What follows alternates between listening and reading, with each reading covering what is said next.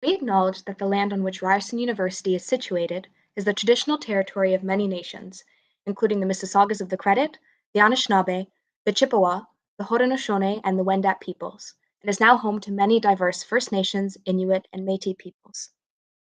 We also acknowledge that Toronto is covered by Treaty 13 with the Mississaugas of the Credit. Due to COVID-19, we are broadcasting live from multiple traditional territories across Ontario. In addition to those previously listed, we have artists in Oshawa on the traditional territory of the Mississaugas of Scugog Island First Nation, in Kitchener on the traditional territory of the Haldimand Treaty, Six Nations of the Grand River, in North Bay, located on the traditional territory of the Nipissing First Nation Anishinaabe, and finally in Cambridge and Grimsby on the traditional territory of the Attawanderong peoples. As an ensemble, we encourage you to educate yourself about the traditional land on which you live.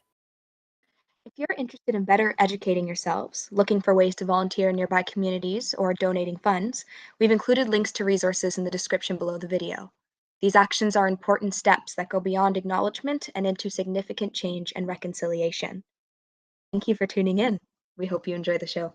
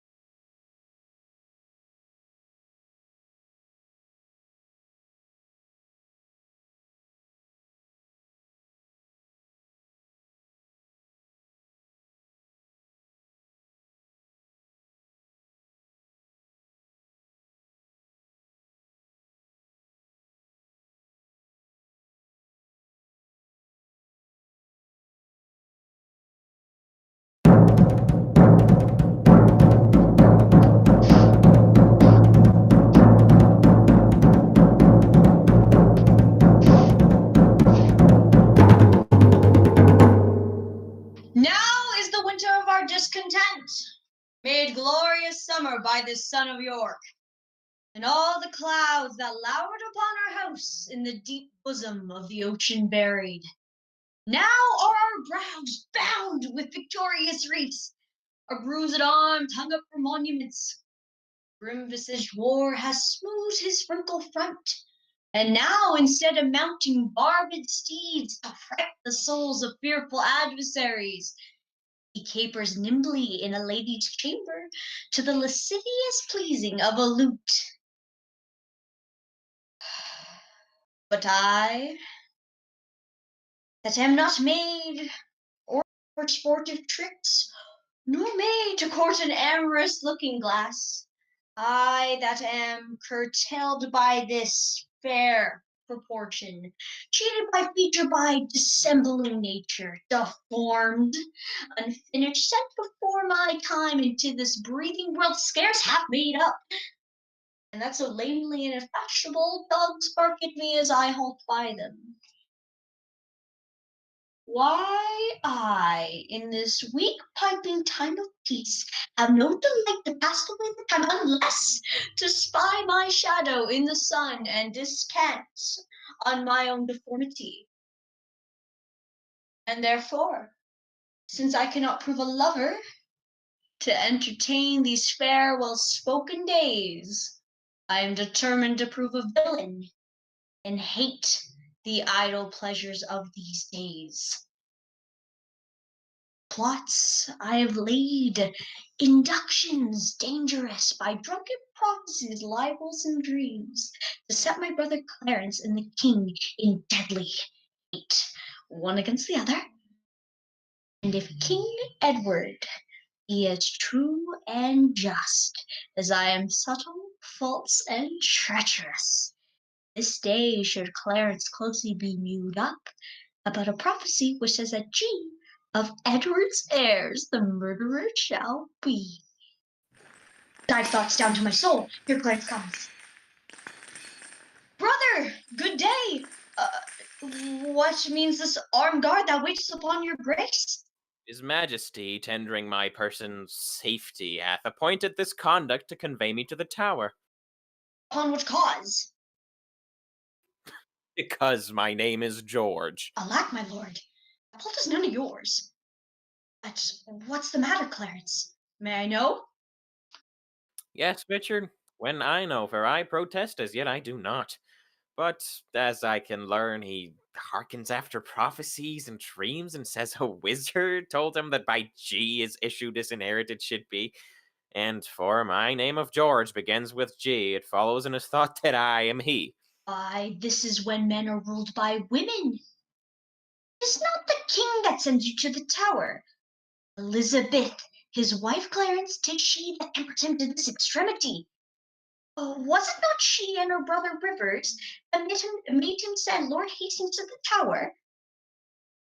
You're not safe, Clarence. You're not safe. Heaven, I think there is no one secure but the queen's kindred and night-walking heralds that trudge betwixt the king and his mistress. Heard you not what an humble suppliant Lord Hastings was to her for his delivery? Complaining to her deity got my Lord Hastings his new liberty.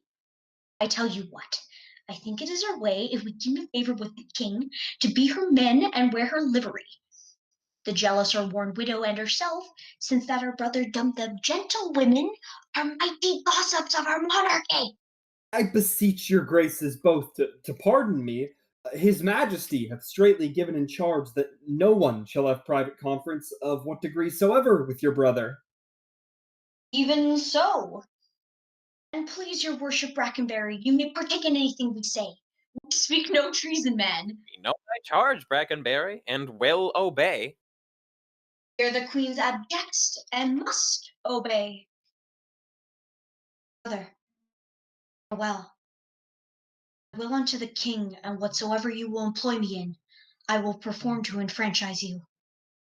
Meantime, this deep disgrace in brotherhood touches me deeper than you can imagine. I know. It pleaseth neither of us well. Well, your imprisonment shall not be long. I will deliver you, or else lie for you. Meantime, have patience. I must, perforce. Farewell. Go tread the path that thou shalt near return. Simple, plain Clarence, I do love thee so, that I will shortly send thy soul to heaven. But who comes here? You delivered Hastings. Good time of day unto my gracious lord. Well are you welcome to the open air. How hath your lordship worked imprisonment? Patience, noble lord, as prisoners must. But I shall live, my lord, to give them thanks that were the cause of my imprisonment. Oh, no doubt, no doubt. And so shall Clarence too, for they that were your enemies are his. More pity that eagles should be mute, while kites and buzzards prey at liberty. What news abroad? No news so bad abroad as this at home. The king is sickly, weak, and melancholy, and his physicians fear for him mightily. By St. Paul, that news is bad indeed. Oh, he hath kept an evil diet long, and overmuch consumed his royal person. 'Tis very grievous to be thought upon. Where is he? In bed, I visit presently. Go you before, and I will follow you.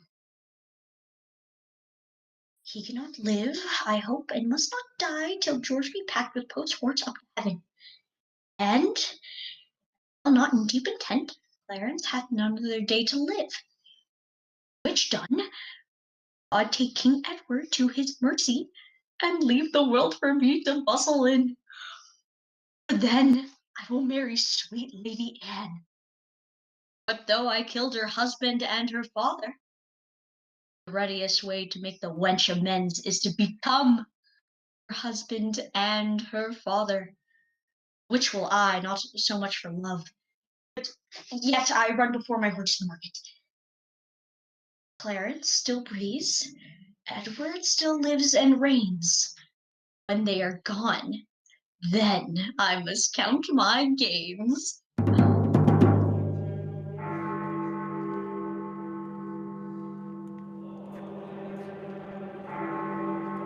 Set down! Set down your honorable load. If honor may be shrouded in a hearse, whilst I, a while obsequiously lament the untimely fall of virtuous Lancaster. Poor, key, cold figure of a holy king! Be it lawful that I invocate thy ghost to hear the lamentations of poor Anne, wife to thy Edward, to thy slaughtered son, stabbed by the selfsame hands that made these wounds. Oh, cursed be the hands that made these holes. Cursed the heart that had the heart to do it. Cursed the blood that let this blood from here. If ever he have a child, abortive be it. If ever he have a wife, let her be made more miserable by the life of him than I am made by my young lord and thee. Come now, towards Chertsey with your holy load. Stay! You that bear the corpse, and set it down. What black magician conjures up this fiend to stop devoted charitable deeds? Villains, set down the corpse, or by St. Paul I'll make a corpse of him that disobeys. My lord, stand back and let the coffin pass. Unmannered dog, stand thou when I command, or by St. Paul I'll strike thee to my foot, and spurn upon thee, beggar, for thy boldness. What? Do you tremble? Are you all afraid? Alas, I blame you not, for you are mortal, and mortal eyes cannot endure the devil.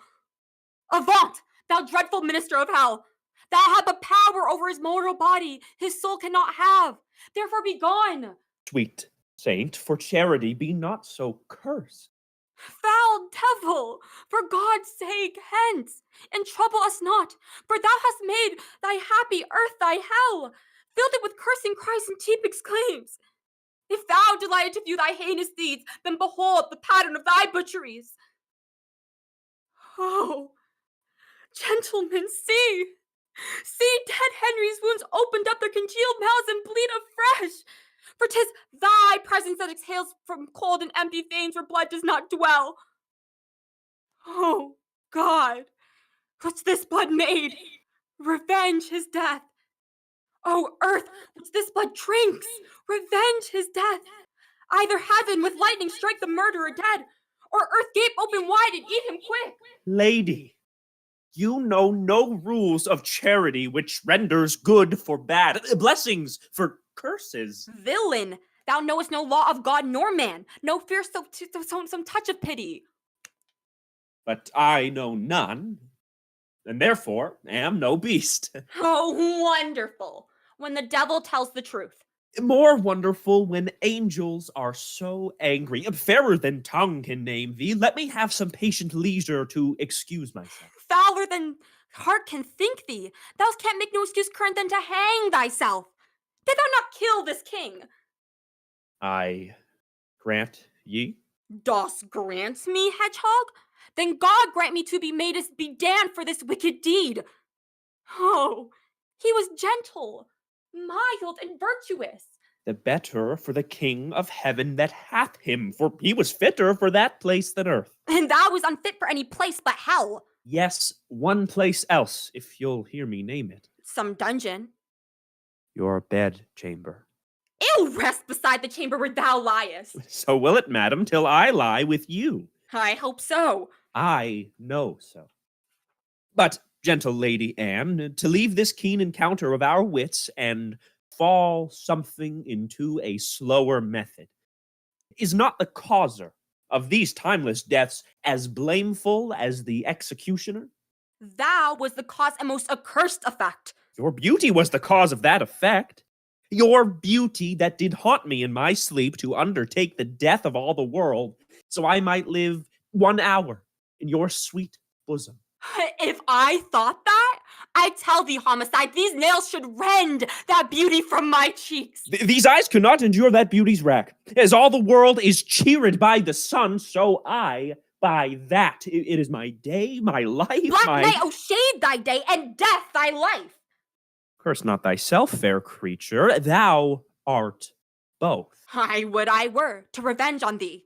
It is a quarrel most unnatural to be revenged on him that loveth thee. It is a quarrel, just and reasonable, to revenge on him that killed my husband. He that bereft thee, lady, of thy husband, did it to help thee to a better husband. His better doth not breathe upon this earth. He lives that loves thee better than he could.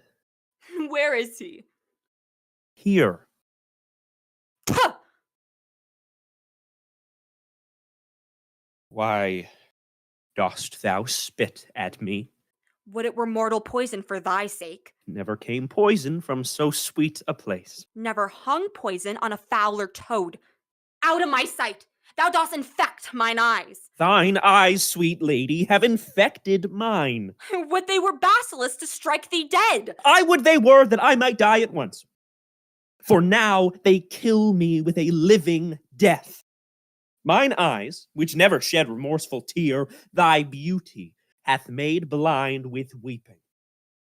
If thy revengeful heart cannot forgive, lo, here I lend thee this sharp-pointed sword, which if thou please to hide in this true breast, and let the soul forth that adoreth thee, I lay it naked to the deadly stroke, and humbly beg the death upon my knee. Nay, do not pause. 'Twas I that killed your father. But 'twas thy beauty that provoked me. Nay, now dispatch, 'twas I that stabbed your husband, but 'twas thy heavenly face that set me on. Take up the sword again, or take up me. Arise, dissembler. Though I wish thy death, I will not be thy executioner. Then bid me kill myself, and I will do it. I have already. That was in thy rage. Speak it again, and even with the word, this hand, which for thy love did kill thy love, shall for thy love kill a far truer love. To both their death shalt thou be accessory. I would I knew thy heart. 'Tis figured in my tongue. I fear me both are false. There never was man true. Well, put up your sword. Say then my peace is made? That thou shalt know hereafter. Shall I live in hope? All men, I hope, live so. Vouchsafe to wear this ring. To take is not to give. How my ring encompass thy finger, even so thy breast encloseth my poor heart. wear both of them. For both of them are thine, and if thy poor devoted servant may but beg one favor at thy gracious hand, thou dost confirm his happiness forever. What is it? That it may please you leave these sad designs to him that hath most cause to be a mourner. For after I have solemnly interred at Terste's monastery this noble king, and wet his grave with my repentant tears, I will with all expedient duty see you. Grant me this boon. With all my heart, and much it joys me to see you become so penitent. Bid me farewell. 'Tis more than you deserve. But since you teach me how to flatter you, imagine I have said farewell already. Towards Chertsey, noble lord? No. To Whitefriars. Was ever woman in this humor wooed? Was ever woman in this humor won? I'll have her, but I will not keep her long. What? I that killed her husband and his father, to take her in her heart's extremest hate, with curses in her mouth, tears in her eyes, the bleeding witness of my hatred by, having God, her conscience, and these bars against me, and I no friends to back my suit at all, but the plain devil and dissembling looks. And yet to win her?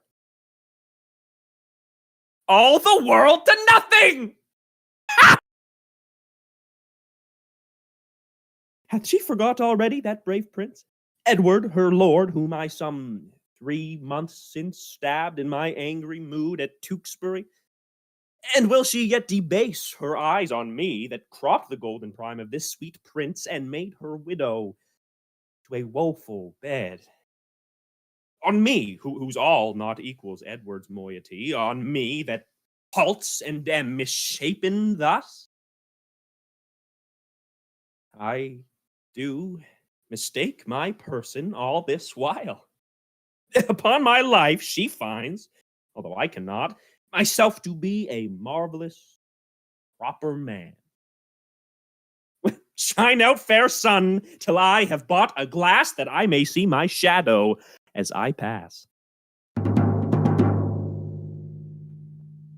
Patience, sister. There's no doubt His Majesty will soon recover his accustomed health. When Matthew Brooke is ill, it makes him worse. Therefore, for God's sake, entertain good comfort, and cheer the king with quick and merry eyes. If he were dead, what would betide on me? No other harm but the loss of such a lord. The loss of such a lord includes all harms. Heavens have blessed you with a goodly son to be your comforter when he is gone. Ah, he is young, and his minority is put unto the trust of Richard Gloucester, a man that loves not me nor none of you. Here comes the Duke of Buckingham. Good time of day, and to your royal grace. Saw you the king today? I come from visiting his majesty. What likelihood of his amendment, lord? Madam, good hope. His grace speaks cheerfully. God grant him health. Did you confer with him? Aye, madam. He desires to make atonement between the Duke of Gloucester and your brother, and between him and my good Lord Hastings, and sent to warn them to his royal presence. Would all were well, but that will never be. I fear our happiness is at the height. They do me wrong, and I will not endure it. Who is it that complains unto the king that I, forsooth, am stern and love them not? By holy Paul, they love his grace but lightly, that fill his ears with such dissentitious rumors. Cannot a plain man live and think no harm, but thus his simple truth must be abused by silken, sly, insinuating jacks? To whom in all this presence speaks your grace? To thee, that hast nor honesty nor grace. When have I injured thee? When done thee wrong? Or thee, or any of your faction? A plague upon you all!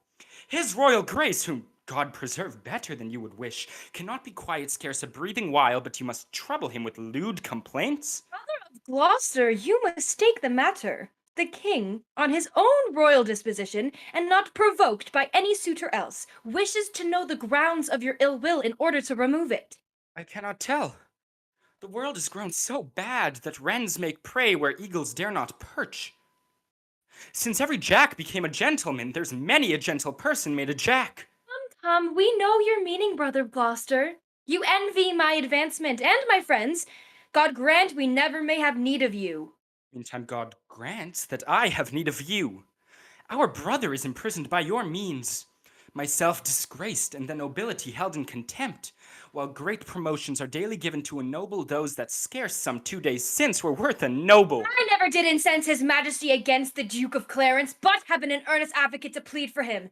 My lord, you do me shameful injury, falsely to draw me in these vile suspects.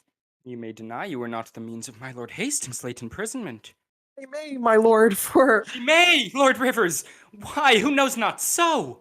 She may do more, sir, than denying that. She may help you to many fair preferments, and then deny her aiding hand therein. What may she not?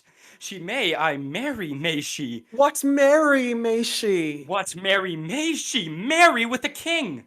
A bachelor and a handsome stripling too. It was your grandam had a worser match. My lord of Gloucester, I have too long borne your blunt upbraidings and your bitter scoffs.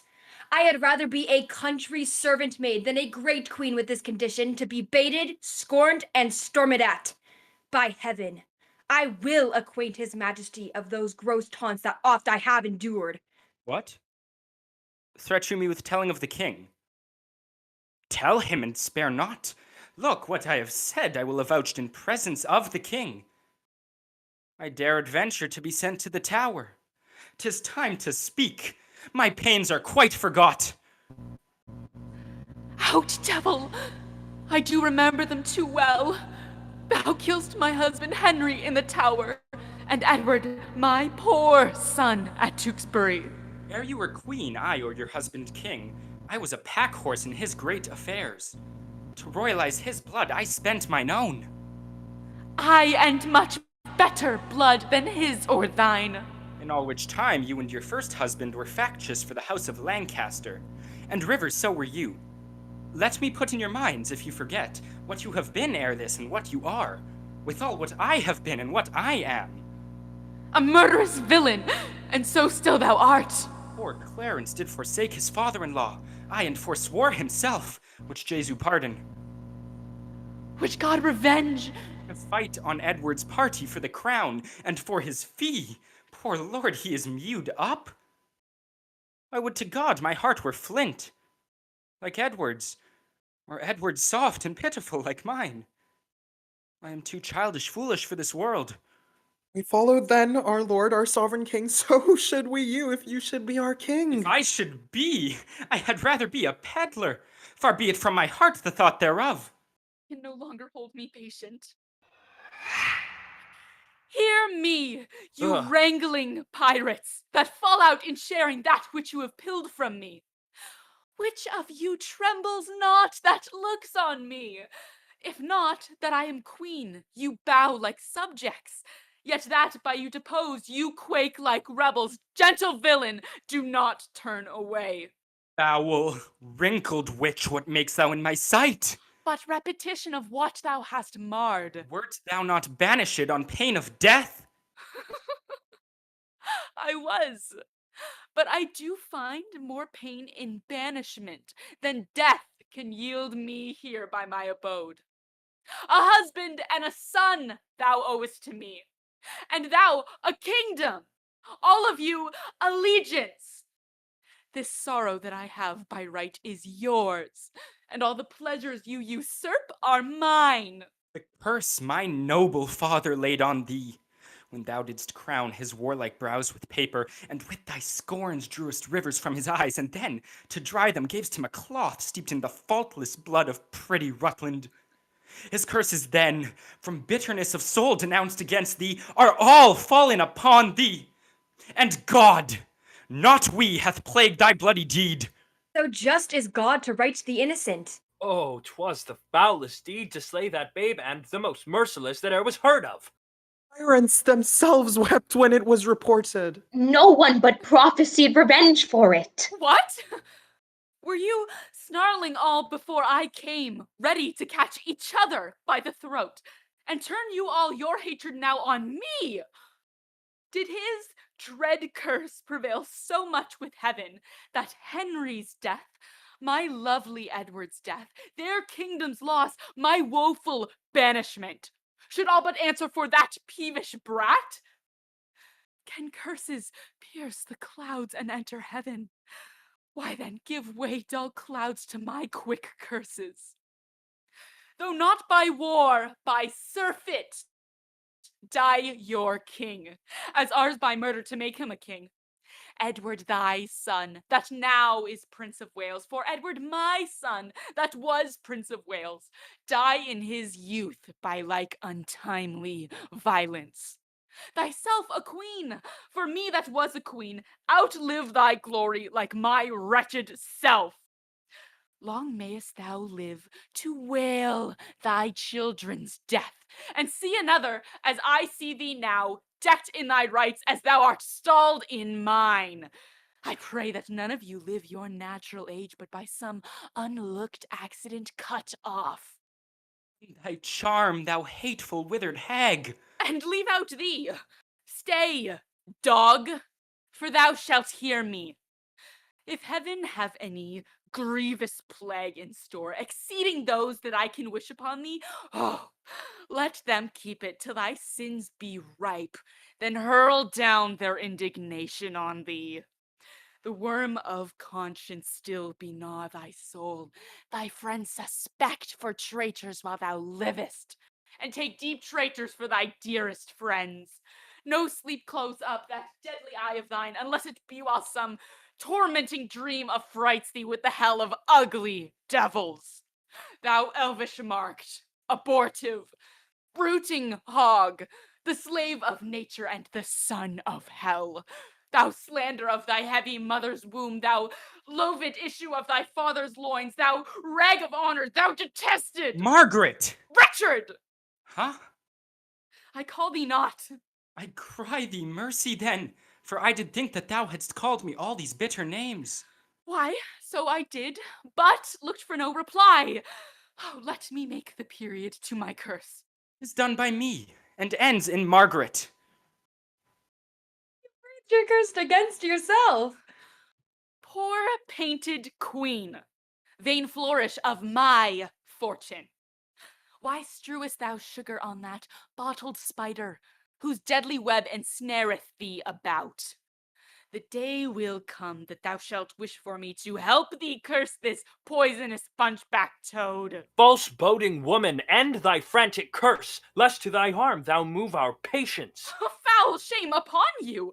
You have all moved mine! Were you well served, you would be taught your duty. Dispute not with her, she is lunatic. Peace, for shame, if not for charity. Urge neither charity nor shame to me. My charity is outrage, life, my shame. Have done. Have done.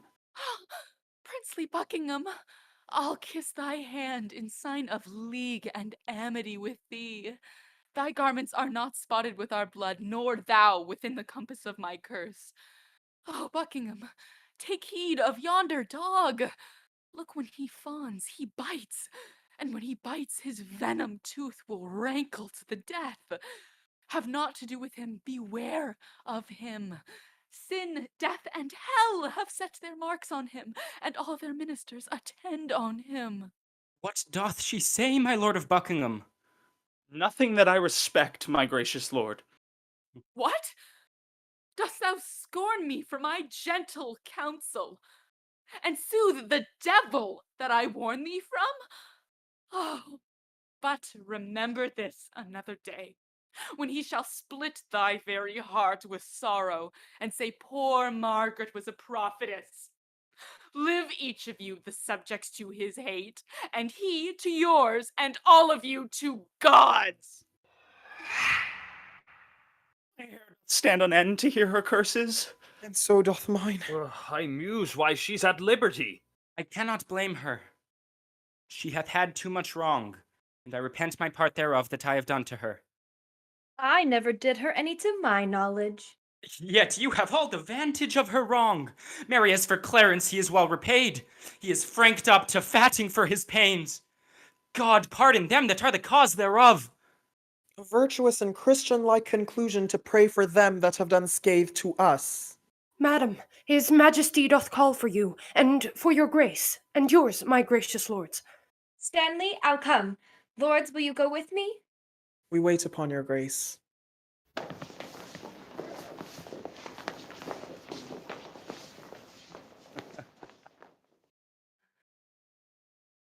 I do the wrong, and first begin to brawl. Clarence, who I indeed have cast in darkness, I do beweep to many simple gulls, namely to Lord Hastings and Buckingham, and tell them 'tis the Queen and her allies that stir the king against my brother Clarence. Now they believe it, and withal wet me to be revenged on Rivers and the Queen. But then I sigh, and with a piece of scripture tell them that God bids us do good for evil, and thus I clothe my naked villainy with odd old ends stolen forth of holy writ, and seem a saint, when most I play the devil. But soft, here come my executioners. How now, my hardy, stout, resolved mates? Are you now going to dispatch this thing? We are, my lord, and come to have the warrant that we may be admitted where he is. Well thought upon, I have it here about me. But, sirs, be sudden in the execution. Do not hear him plead, for my doomed brother Clarence is well spoken, and may move your hearts to pity if you mark him. Tut, tut, my lord, we will not stand to prate. Talkers are no good doers. Be assured, we go to use our hands and not our tongues. I like you both. About your business straight.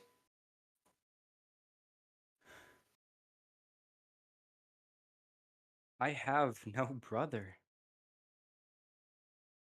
I am like no brother, and this word, love, which graybeards call divine, be resident in men like one another and not in me. I am myself alone. Clarence, thy turn is next, and then the rest, counting myself but bad, till I be best.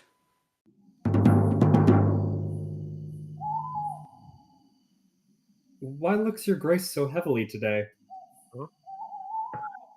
I have passed a miserable night, so full of fearful dreams of ugly sights.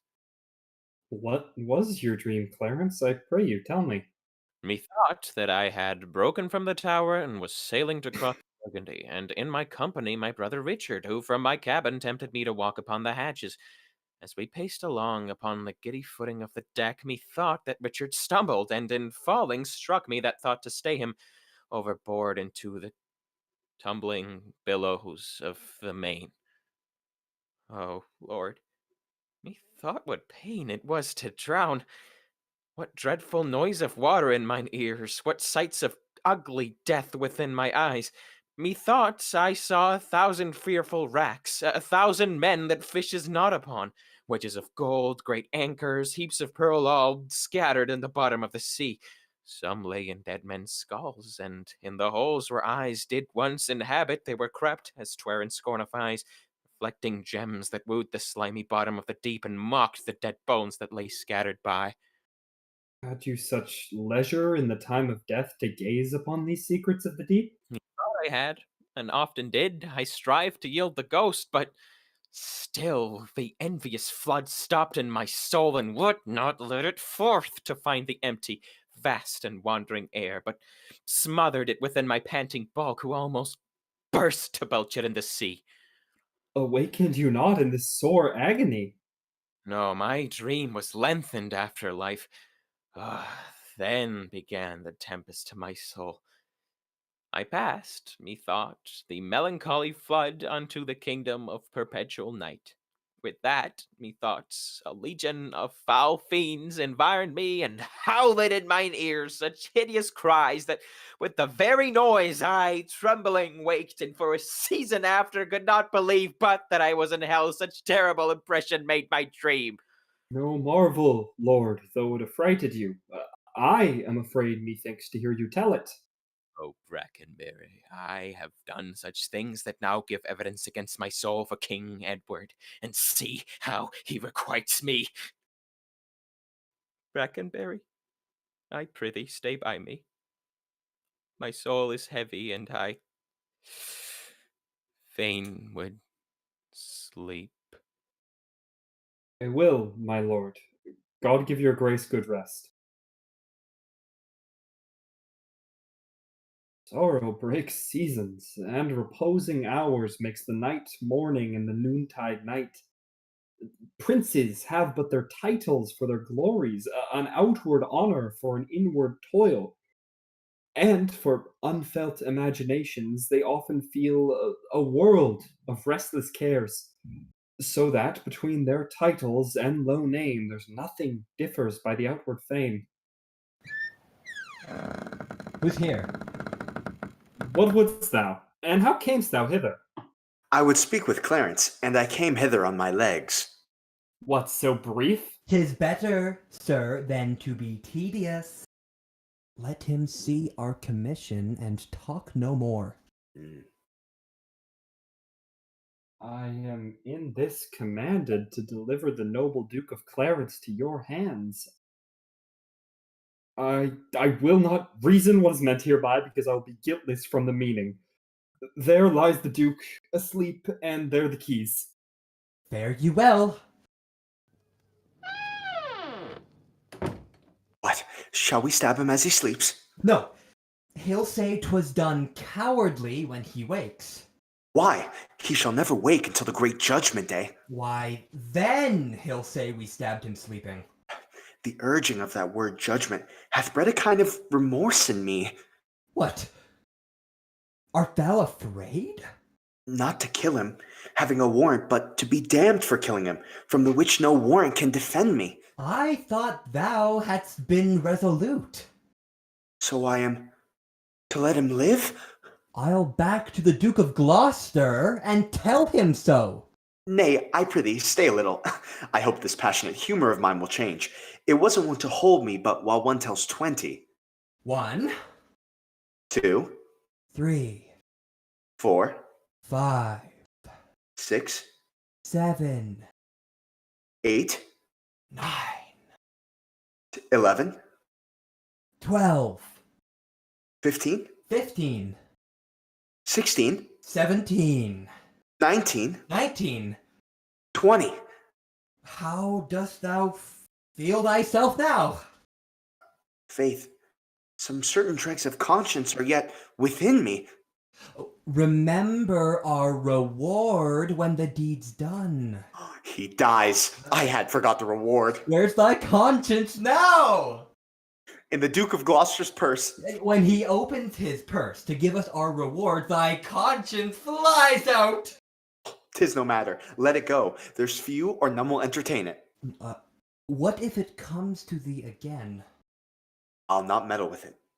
It makes a man a coward. A man cannot steal, but it accuseth him. A man cannot swear, but it checks him.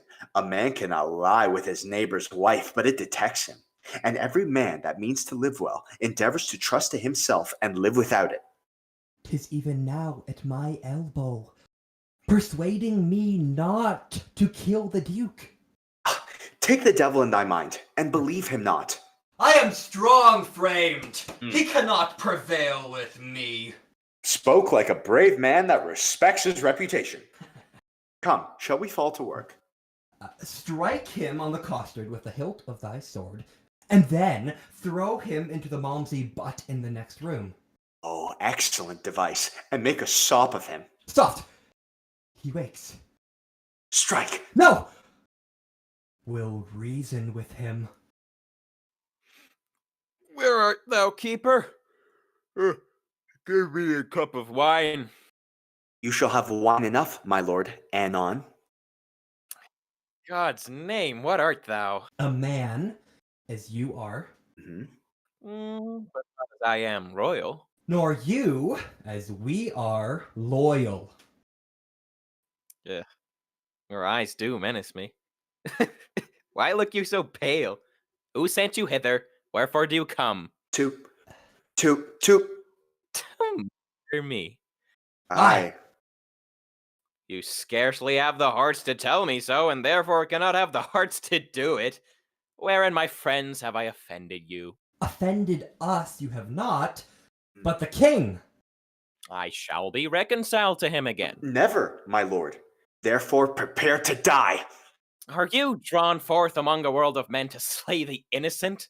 What is my offense? Where is the evidence that doth accuse me? Before I be convicted by course of law, to threaten me with death is most unlawful. What we will do, we do upon command. And he that hath commanded is our king. Erroneous vassals, the great King of Kings hath in the table of his law commanded that thou shalt do no murder. Will you then spurn at his edict and fulfill a man's? Take heed, for he holds vengeance in his hand, to hurl upon their heads that break his law. And that same vengeance doth he hurl on thee for false forswearing and for murder too. And, like a traitor in the name of God, unrips the bowels of thy sovereign son, whom thou wast sworn to cherish and defend. Alas, for whose sake did I that ill deed? For Edward, for my brother, for his sake. He sent you not to murder me for this. If you do love my brother, hate not me. I am his brother, and I love him well. If you are hired for gold, go back again, and I will send you to my brother Richard, who shall reward you better for my life than Edward will for tidings of my death. You are deceived. Your brother Richard hates you. Oh no, he loves me and holds me dear. Bid Richard think of me, and he will weep. Aye. Millstones. As he lessoned us to weep. Oh, do not slander him, for he is kind. Come, you deceive yourself. 'Tis he that sends us to destroy you here. It cannot be, for when I parted him, he hugged me in his arms and swore with sobs that he would labor my delivery. Why, so he doth, when he delivers you from the earth's thraldom to the joys of heaven. Make peace with God, my lord, for you must die. Have you that holy feeling in your souls to counsel me to make my peace with God? And are you yet to your own souls so blind that you will war with God by murdering me? What shall we do? Relent and save your souls. Relent? No! 'Tis cowardly! My friend, I spy some pity in thy looks. Oh, if thine eye be not a flatterer, come thou on my side and entreat for me. Look behind you, my lord! Take that! And that! If all this will not do, I'll drown you in the Malmsey butt within. How now? Why dost thou not help me?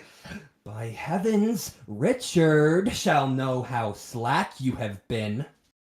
I would he knew that I had saved his brother. Take thou the fee, and tell him what I say. For I repent me that the Duke is slain. So do not I. Go, coward, as thou art! Well, I'll go hide the body in some hole, till the Duke give order for his burial. And when I have my fee, I will away, for this will out.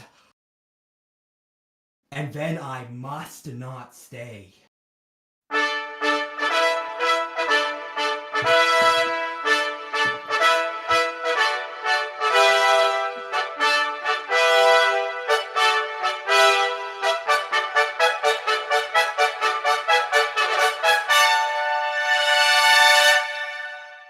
Why so? Now have I done a good day's work. You, peers, continue this united league. I every day expect an embassage from my Redeemer to redeem me hence.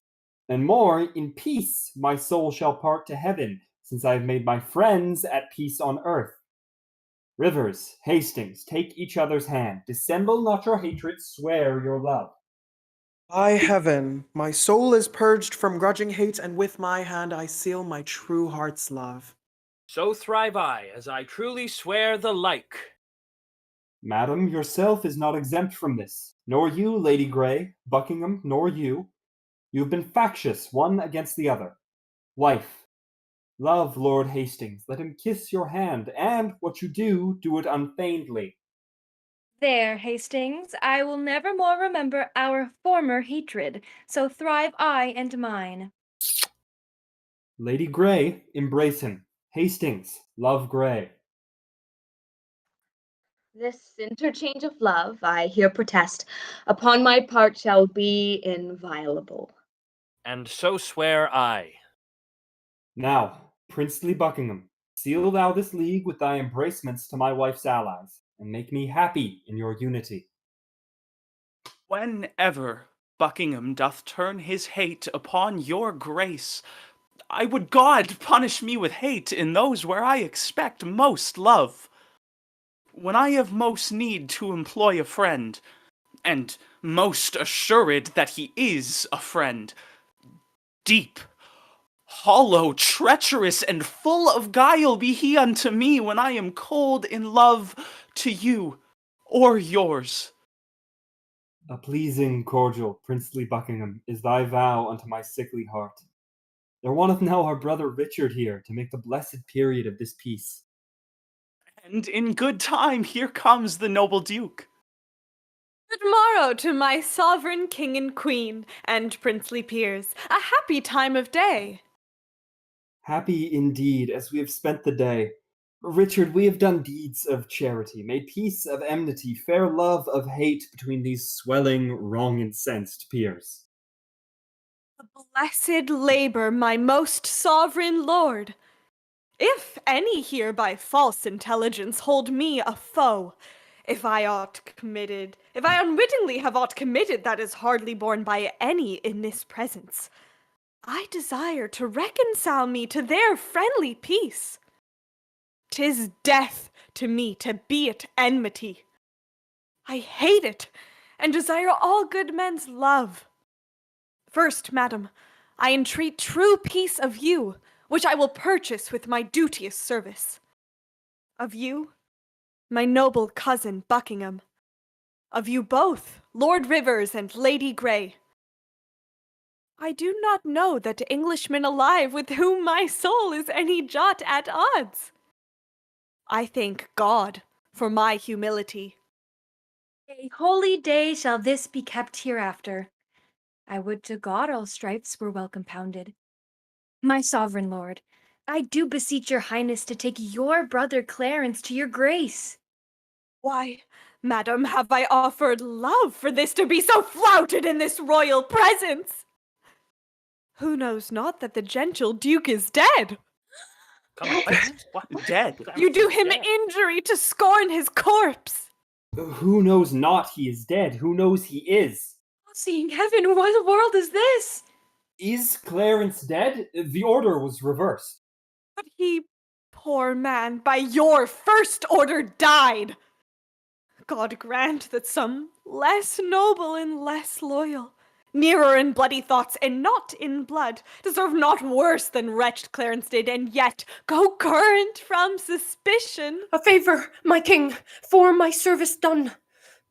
Peace, Stanley, my soul is full of sorrow. I will not rise unless your highness hear me. Then say at once what is it thou requests. The pardon, sovereign, of my servant's life, who slew today a riotous gentleman. Have I a tongue to do my brother's death? And shall that tongue give pardon to a knave? My brother killed no man, his fault was thought, and yet his punishment was bitter death. Who sued to me for him? Who in my wrath kneeled at my feet and bid me be advised? Who spoke of brotherhood? Who spoke of love? Who told me, when we both lay in the field, frozen almost to death, how he did wrap me, even in his garments, and give himself all thin and naked to the numb-cold night. All this, from my remembrance, brutish wrath, sinfully plucked, and not a man of you had so much grace to put it in my mind. But when your servants do drunken slaughter, you straight are on your knees for pardon. Pardon! And I, unjustly too, must grant it you.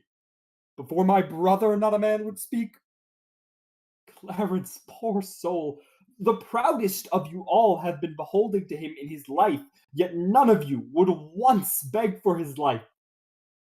Oh, God, I fear thy justice will take hold on me, and you, and mine, and yours for this.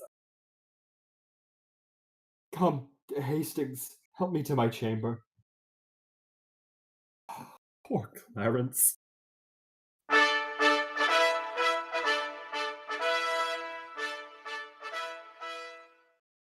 Why, I can smile and murder whiles I smile, and cry content to that which grieves my heart, and wet my cheeks with artificial tears, and frame my face to all occasions. I can add colors to the chameleon, change shapes with Proteus for advantages, and set the murderous Machiavel to school. Can I do this and cannot get a crown? That were it further off, I'll pluck it down.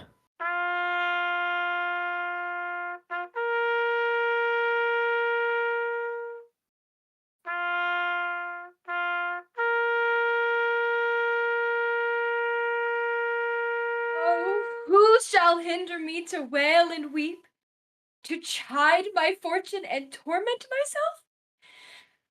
I'll join with black despair against my soul, and to myself become an enemy. What means this scene of rude impatience? To make an act of tragic violence. Edward, my lord, thy son, our king, is dead. Why grow the branches when the root is gone? Why wither not the leaves that want their sap? If you will live, lament; if die, be brief, that our swift-winged souls may catch the king's, or like obedient subjects follow him to his new kingdom of perpetual rest. Ah, so much interest have I in thy sorrow as I had title in thy noble husband. I have bewept a worthy husband's death, and lived with looking on his images, but now 2 mirrors of his princely semblance are cracked in pieces by malignant death, and I, for comfort, have but one false glass that grieves me when I see my shame in him. Thou art a widow, yet thou art a mother, and hast the comfort of thy children left. But death hath snatched my husband from mine arms, and plucked 2 crutches from my feeble hands, Clarence and Edward. Me no help in lamentation. I am not barren to bring forth complaints. What stay had I but Edward, and he's gone? Was never a widow had so dear a loss. Oh, for my husband, for my dear Lord Edward! Sister, bethink you like a careful mother of Prince Edward, your son. Send straight for him. Let him be crowned. In him your comfort lives. Drown desperate sorrow in dead Edward's graves, and plant your joys in living Edward's throne. Sister, have comfort. All of us have cause to wail the dimming of our shining star. But none can help our harms by wailing them. Madam, my mother, I do cry you mercy. I did not see your grace. Humbly on my knee I crave your blessing. God bless thee, and put meekness in thy breast, love, charity, obedience, and true duty. Amen. You cloudy princes and heart-sorrowing peers that bear this heavy mutual load of moan, now cheer each other in each other's love. Though we have spent our harvest of this king, we are to reap the harvest of his son. Meseemeth good that With some little train, the prince must swiftly be brought to London to be crowned our king. Why with some little train? Marry, my lord, lest by a multitude the new healed wound of malice should break out, which would be so much the more dangerous by how much the estate is green and yet ungoverned. I hope the king made peace with all of us, and the compact is firm and true in me. And so in me, and so I think in all. Therefore I say with noble Buckingham that it is meet so few should fetch the prince. And so say I. Then be it so. And go we to determine who they shall be that straight shall post to the prince. Madam, and you, my sister, will you go to give your censures in this business? Richard, whoever journeys to the prince, for God's sake let not us two stay at home. For on the way, I'll sort occasion to part the queen's proud kindred from the prince. My other self, my counsel's consistory, my oracle, my prophet, my dear cousin. I, as a child, will go by thy direction. Toward the prince, then, for we'll not stay behind.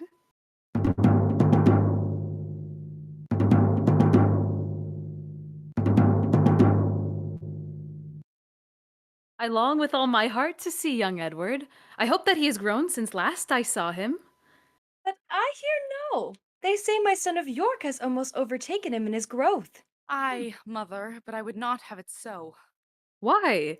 My good grandson, it is good to grow. Grandam, one night as we did sit at supper, my uncle Rivers talked how I did grow more than my brother. Aye, quoth my uncle Richard, small herbs have grace, great weeds do grow apace. And since methinks I would not grow so fast, because sweet flowers are slow and weeds make haste. Good faith, the saying did not hold in him that did object the same to thee. He was the wretchedest thing when he was young, so long a-growing and so leisurely that if this rule were true, he should be gracious. Mary, they say my uncle grew so fast that he could gnaw a crust at 2 hours old. 'Twas full 2 years ere I could get a tooth.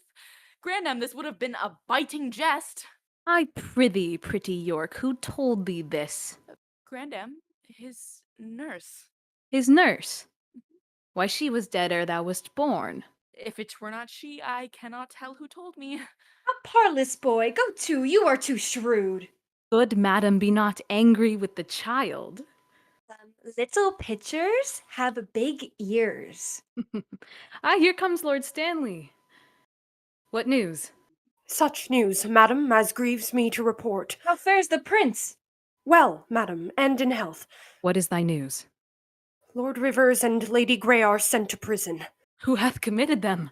The mighty dukes, Gloucester and Buckingham. For what offence? Why or for what reason is all unknown to me. Me, I see the ruin of my house. The tiger now hath seized the gentle hind. Cursed and unquiet wrangling days, how many of you have mine eyes beheld? My husband lost his life to get the crown, and often up and down my sons were tossed for me, to joy and weep at their gain and loss. Oh, let me die to look on death no more. Come, come, my boy, we will to sanctuary. Madam, farewell. Stay, I will go with you. You have no cause. My gracious lady, go, and thither bear your treasure and your goods. Come, I'll conduct you to the sanctuary.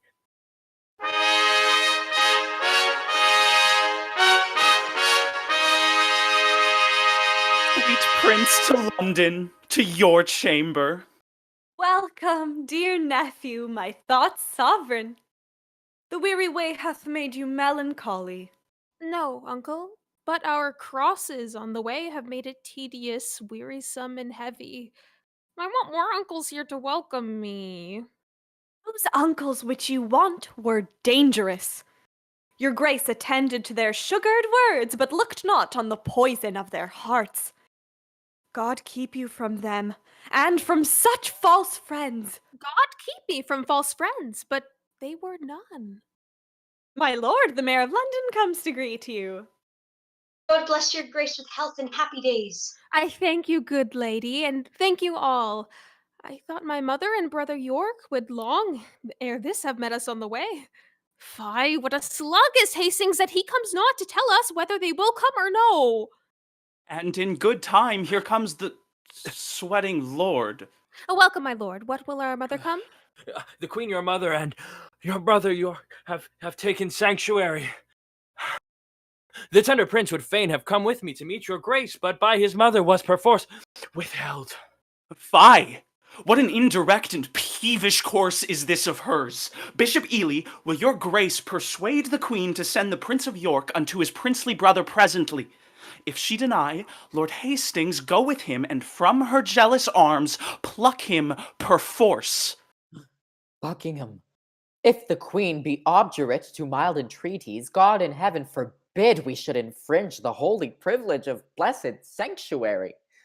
You are too senseless, obstinate, Ely, too ceremonious and traditional. You break not sanctuary in seizing him. The benefit thereof is always granted to those whose dealings have deserved the place, and those who have the wit to claim the place. The prince hath neither claimed it, nor deserved it, and therefore, in mine opinion, cannot have it. Then, taking him from thence, that 'tis not there, you break no privilege nor charter there. Oft have I heard of sanctuary men, but sanctuary children? Ne'er till now. My lord, you shall o'errule my mind for once. Come, Lord Hastings, will you go with me? I go, my lord. Say, Uncle Richard, if our brother come, where shall we sojourn till our coronation? Where it seems best unto your royal self. If I may counsel you, some day or two your highness shall repose you at the Tower. I do not like the Tower of any place. Did Julius Caesar build that place, my lord? He did, my gracious lord, begin that place. That Julius Caesar was a famous man. Death makes no conquest of this conqueror, for now he lives in fame, though not in life.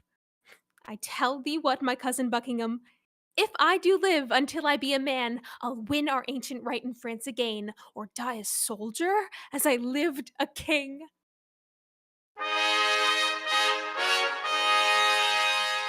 Now, in good time, here comes your brother York. How fares our loving brother?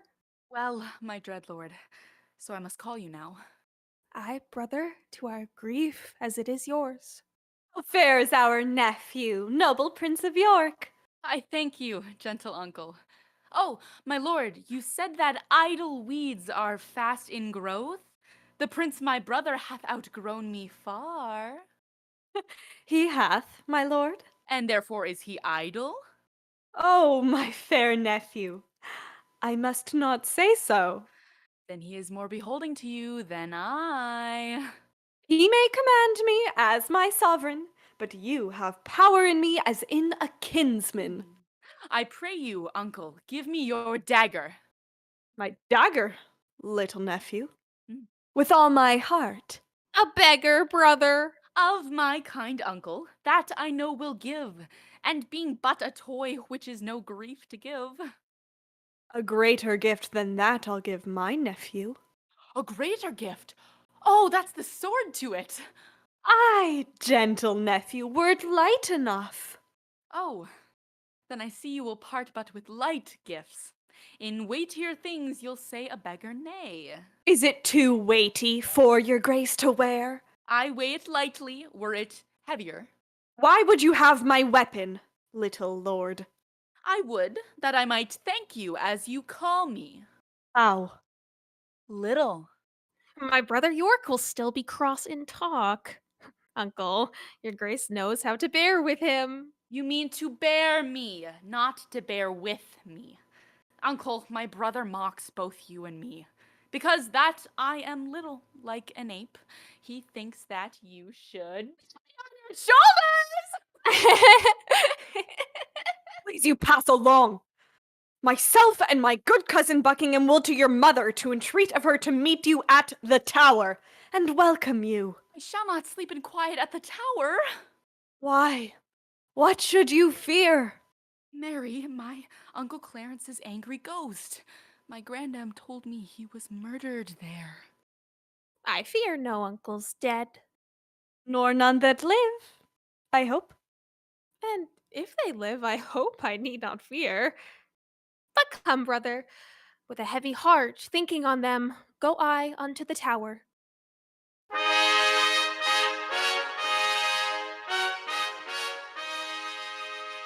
Think you, my lord, this little prating prince was not incensed by his subtle mother to taunt and scorn you thus opprobriously?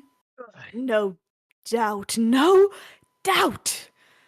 Oh, 'tis a perilous boy. Bold, quick, ingenious, forward, capable. He is all the mother's, from top to toe. Well, let them rest. Come hither, Catesby, what thinkest thou? Is it not an easy matter to make the good Lord Hastings of our mind for the installment of this noble duke in the seat royal of this famous isle? He, for his father's sake, so loves the prince that he will not be one to aught against him. What thinkest then of Stanley? Will not he? He will do all in all as Hastings doth. Oh, well then, no more but this. Go, gentle Catesby, sound Hastings how he stands to our purpose, and give us notice of his inclination. For we tomorrow hold divided councils wherein thyself shalt highly be employed. Mend me to Lord Hastings. Tell him, Catesby, his ancient knot of dangerous adversaries tomorrow shall bleed at Pomfret Castle. Good, Catesby, go effect this business soundly. My good lords both, with all the heed I may. Now, my lord, what shall we do if we perceive Lord Hastings will not yield to our complots? Chop off his head. And look, when I am king, claim thou of me the earldom of Hereford, and all the movables whereof the king my brother was possessed. And look to have it yielded with all kindness. Come, let us sup betimes, that afterwards we may digest our complots in some form.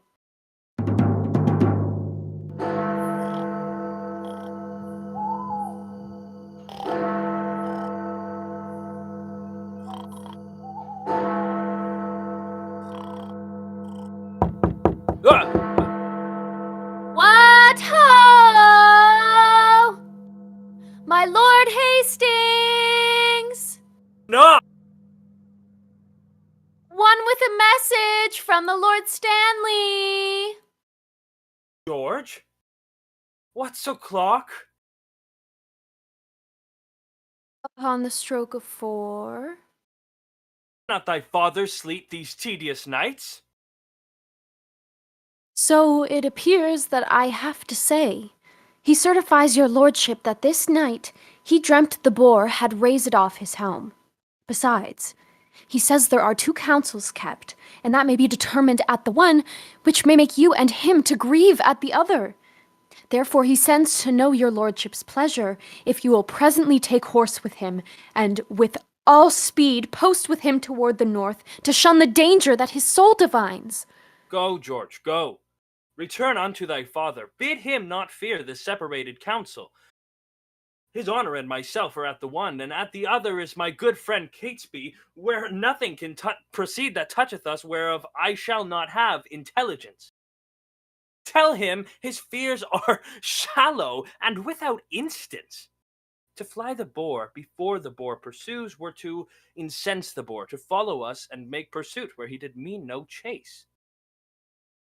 Go, bid thy father rise and come to me, and we will together to the tower where he shall see the boar will use us kindly. I'll go, my lord, and tell him what you say. Many good morrows, my noble lord. Ah, good morrow, Catesby. You are early stirring. What news? What news in our tottering state?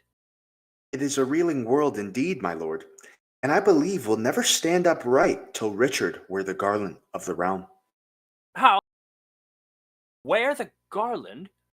Dost thou mean the crown? Aye, my good lord. I'll have this crown of mine cut from my shoulders before I'll see the crown so foul misplaced. But canst thou guess he doth aim at it? Aye, on my life, and hopes to find you forward upon his party for the gain thereof.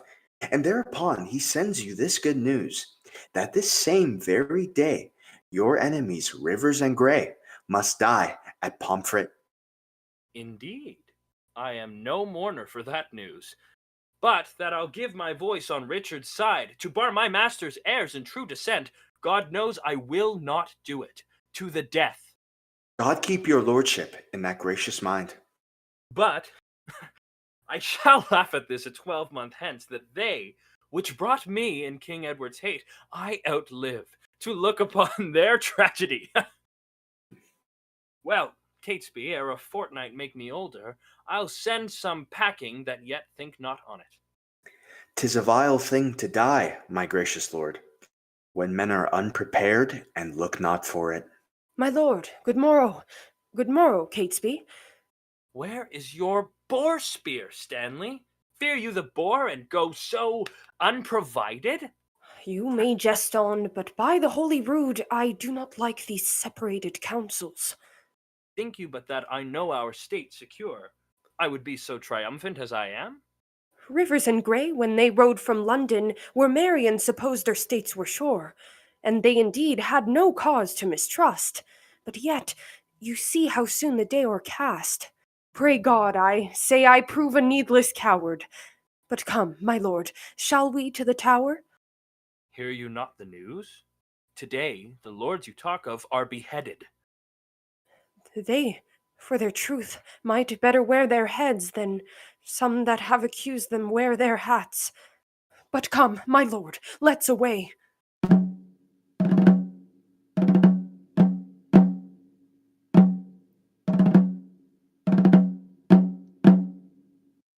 God bless the prince from all the pack of you.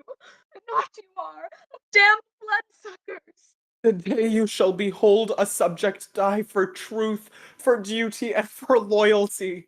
Now Margaret's curse has fallen upon our heads for standing by when Richard stabbed her son. Then cursed she Hastings, then cursed she Buckingham, then cursed she Richard. Oh, remember God to hear her prayers for them, as now for us. For my sister and her princely sons, be satisfied, dear God, with our true blood, which, as thou knowest, unjustly must be spilt. Make haste! The limit of your lives is out. Farewell, until we meet again in heaven. Now, noble peers, the cause why we are met is to determine the coronation date. In God's name, speak. When shall the prince be crowned? Are all things ready for the royal time? They are, and want but nomination. Tomorrow, then, I judge a happy day. Who knows the Lord Protector's mind herein? Who is most inward with noble Richard? Your grace, we think, should soonest know his mind. Who I, my lord? We know each other's faces. For our hearts, he knows no more of mine than I of yours, nor I no more of his than yours of mine.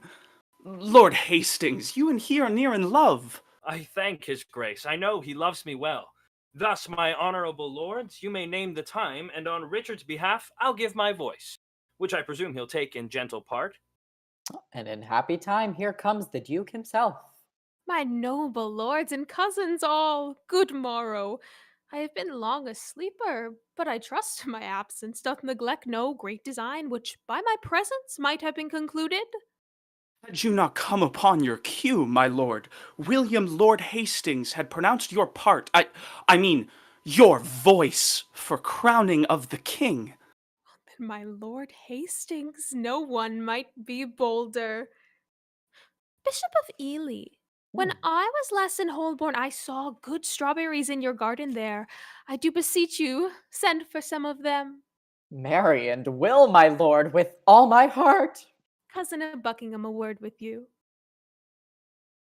Catesby hath sounded Hastings in our business, and finds the testy gentleman so hot that he will lose his head ere give consent. His master's child, as worshipfully he terms it, shall lose the royalty of England's throne. Let's withdraw. We have not yet set down this day of triumph. Tomorrow, in my judgment, is too sudden. Where is my lord the Duke of Gloucester? I have sent for these strawberries.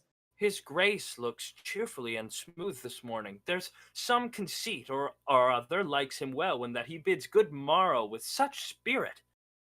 I think there's ne'er a man in the kingdom can lesser hide his love or hate than he, for by his face straight shall you know his heart. I pray you all, tell me what they deserve that do conspire my death with devilish plots of damned witchcraft, and that have prevailed upon my body with their hellish charms. I say, my lord, they have deserved death. Then be your eyes the witness of their evil. Look how I am bewitched. Behold, mine arm is like a blasted sapling, withered up. Edward's wife, Elizabeth, monstrous witch, I by her witchcraft have thus been marked. She has done this deed, my noble lord. If thou protector of this damned strumpet talks to me thou of ifs, thou art a traitor. Off with his head! Now by St. Paul I swear I will not dine until I see the same. Sir Richard Radcliffe, look that it be done, that the rest that love me rise and follow me. Cousin Buckingham, the mayor conducts business within town hall. There, at your meetest vantage of the time, infer the bastardy of Edward's children. Moreover, urge his hateful lechery and bestial appetite in change of lust, which stretch unto his servants, daughters, wives, a knave for a need. Thus come far near my person. Tell them King Edward was not true begot, for returning from the wars in France, my father found by true computation of the time that the issue was not his, yet touched us sparingly as 'twere far off, because my lord, you know my mother lives. It's not, my lord. I'll play the orator as if the golden fee for which I plead were for myself. And so, my lord, adieu. If you thrive well, bring them to the castle, where you shall find me well accompanied with reverend fathers and well-learned bishops. And towards 3 or 4 o'clock, look for the news that the town hall affords. Woe. Woe for England. Not a whit for me, for I, too fond, might have prevented this. Stanley did dream the boar did raise his helm, and I did scorn it, and disdain to fly. I now repent telling how mine enemies today at Pomfret bloodily were butchered, and I myself secure in grace and favor. Oh, Margaret! Margaret, now thy heavy curse is lighted on poor Hastings' wretched head. Come, dispatch. The Duke would be at dinner. Make a short shrift. He longs to see your head. Bloody Richard! Miserable England! I prophesy the fearfulest time to thee that ever wretched age hath looked upon. Come. Lead me to the block. Bear him my head. They smile at me, who shortly shall be dead. How now, Buckingham, what say the citizens? Citizens are mum, say not a word. Touched you the bastardy of Edward's children? I did, with the greediness of his desire, his tyranny for trifles, and own bastardies, being got your father then in France. Withal, I did infer your lineaments, both in your form and nobleness of mind, laid open all your victories in Scotland, your discipline in war, wisdom, and peace. And, when mine oratory drew toward an end, I bid them that did love their country's good, cry, God save King Richard, England's royal king. And did they so? No, so God help me, they spake not a word. The mayor was urged to tell my tale again, and when done, some followers of mine own at the lower end of the hall hurled up their caps, and some 10 voices cried, "God save King Richard!" And thus I took advantage of those few. "Thanks, gentle citizens and friends," quoth I. "This general applause and cheerful shout argues your wisdom and your love to Richard." And even there broke off and came away. What tongueless blocks were they? Would they not speak? Will not the mayor then and her brethren come? The mayor is here, at hand. Pretend some fear. Be not you spoke with, but by mighty suit. And stand between two clergymen, good, my lord, for on that ground I'll build a holy descant. And be not so easily won to our requests. Say no, but take the crown. Go, the mayor arrives. Greetings, Buckingham. Your honor, the reason we have sent for you Here today is the head of that ignoble traitor, the dangerous and unsuspected Hastings. So dear I love the man that I must weep. I took him for the blameless, harmless creature that breathed upon this earth. A Christian. Well, well. He was the covertest sheltered traitor that ever lived. Would you imagine this subtle traitor today had applauded in the council house to murder me and my cousin Richard? Now fair befall you. He deserved his death, and your good graces both have well proceeded to warn false traitors from his like attempts. Your honor, I would have had you heard the traitor speak and timorously confess. But my good lord, your grace's word shall serve as well as I had seen and heard him speak. I'll acquaint our duteous citizens with all your just proceedings in this case. But where is the Duke? I dance attendance here. I think Richard will not be spoke withal. Now, Catesby, what says your lord to my request? My noble lord, he doth entreat your grace to visit him tomorrow or the next day. He is within with 2 right reverend fathers, divinely bent to meditation, and in no worldly suits would he be moved to draw him from his holy exercise. Return, good Catesby, to the gracious Duke.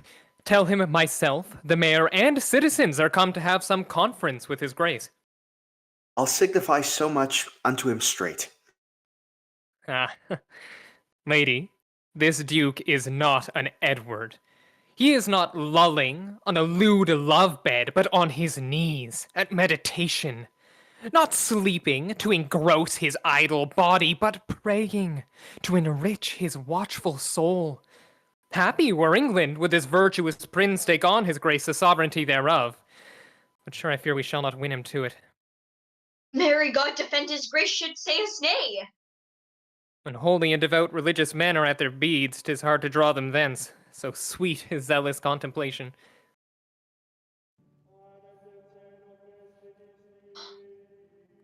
See where Richard stands. My dude, clergyman! 2 props of virtue for a Christian prince to stay him from the fall of vanity. Famous Plantagenet, most gracious prince, lend favorable ears to our requests, and pardon us the interruption of thy devotion and right Christian zeal. My lord, there needs no such apology. But what is your grace's pleasure? I do suspect I have done some offense that seems disgracious in the city's eye, and that you've come to reprehend my ignorance.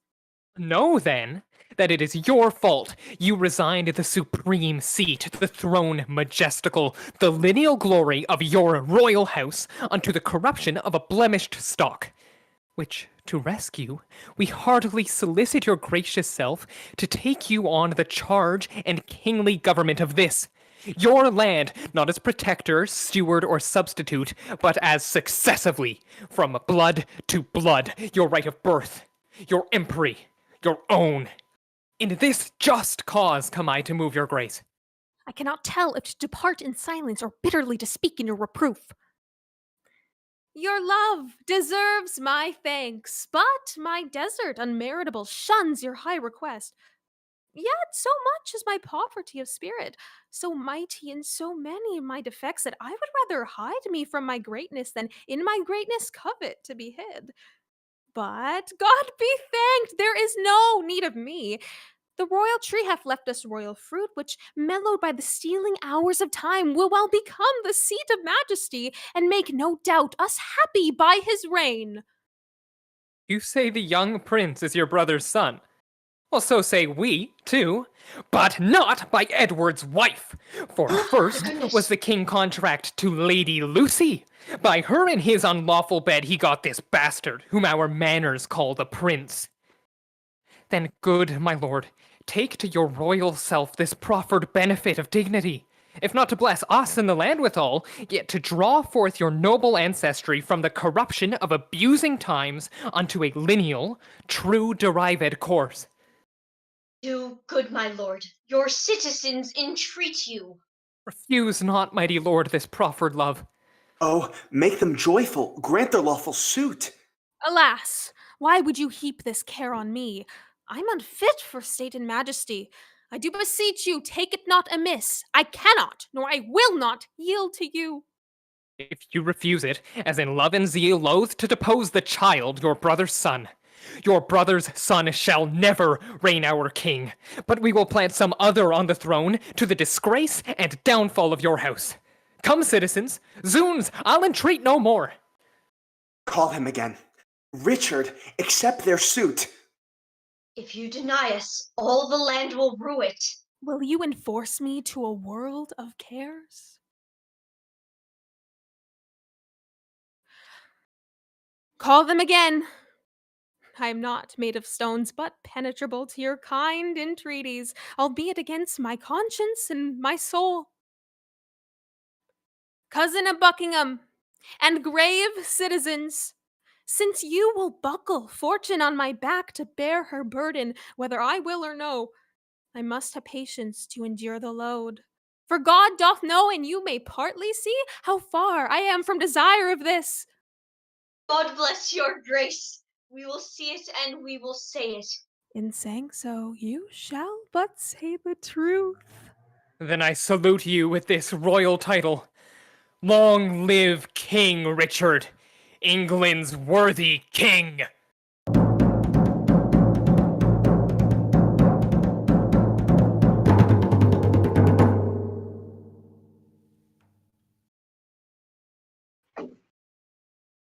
Thank you for listening to Richard III. We will now take a 15-minute intermission before continuing with Act 2.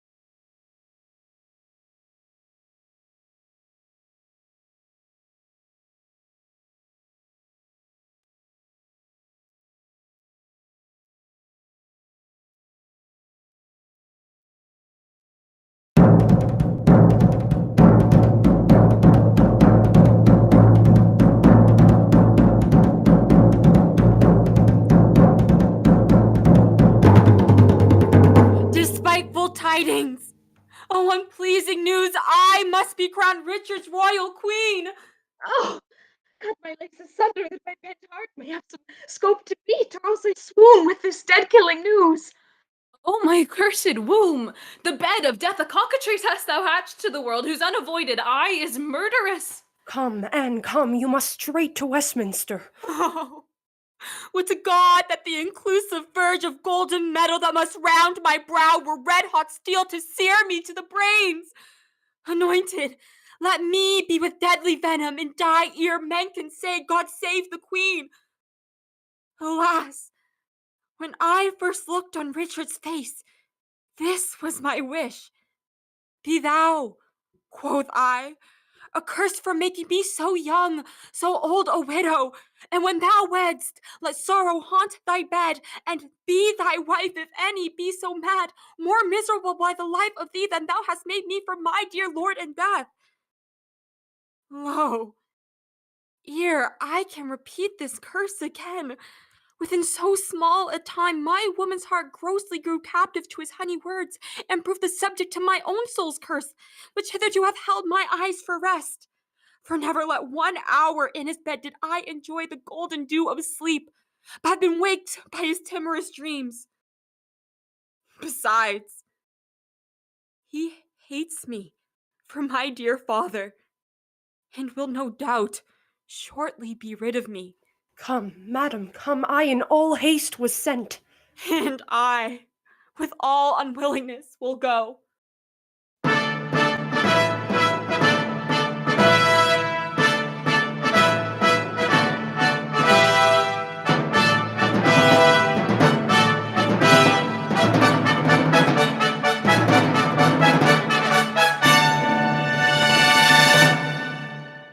Stand all apart.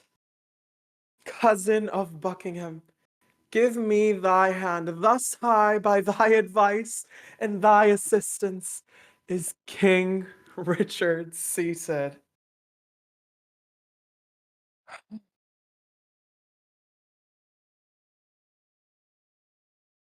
Shall we wear these glories for a day, or shall they last, and we rejoice in them? Still live they, and forever let them last. Oh, Buckingham, now do I play the touch to try if thou be current gold indeed. Prince Edward lives. Think now what I would speak. Say on, my loving lord. Why, Buckingham, I say I would be king. Why, so you are, my thrice renowned lord. 'Tis so, but the prince lives. True, noble liege. Cousin, thou wast not wont to be so dull. Shall I be plain? I wish the bastard's dead, and I would have it suddenly performed. What sayest thou now? Speak suddenly, be brief. Tut, tut, thou art all ice, thy kindness freezes. Say, have I thy consent that they shall die? Give me some little breath, some pause, dear lord, before I positively speak in this. The king is angry. See, he gnaws his lip. High-reaching Buckingham grows circumspect. Ratcliffe. My lord. Knowst thou not any whom corrupting gold will tempt unto a close exploit of death? I know a discontented gentlewoman whose humble means match not her haughty spirit. Gold will, no doubt, tempt her to anything. What is her name? Her name, my lord, is Tyrrell. Call her hither. The deep revolving, witty Buckingham no more shall be the neighbour to my counsels. Hath he so long held out with me untired, and stops he now for breath? Well, be it so.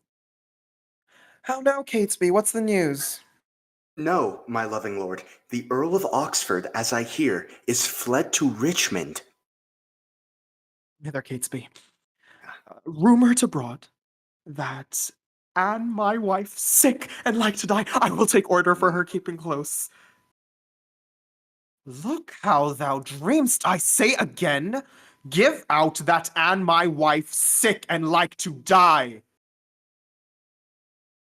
I must be married to my brother's daughter, or else my kingdom stands on brittle glass. Murder her brothers and then marry her, uncertain way of gain. But I am in so far in blood that sin will pluck on sin.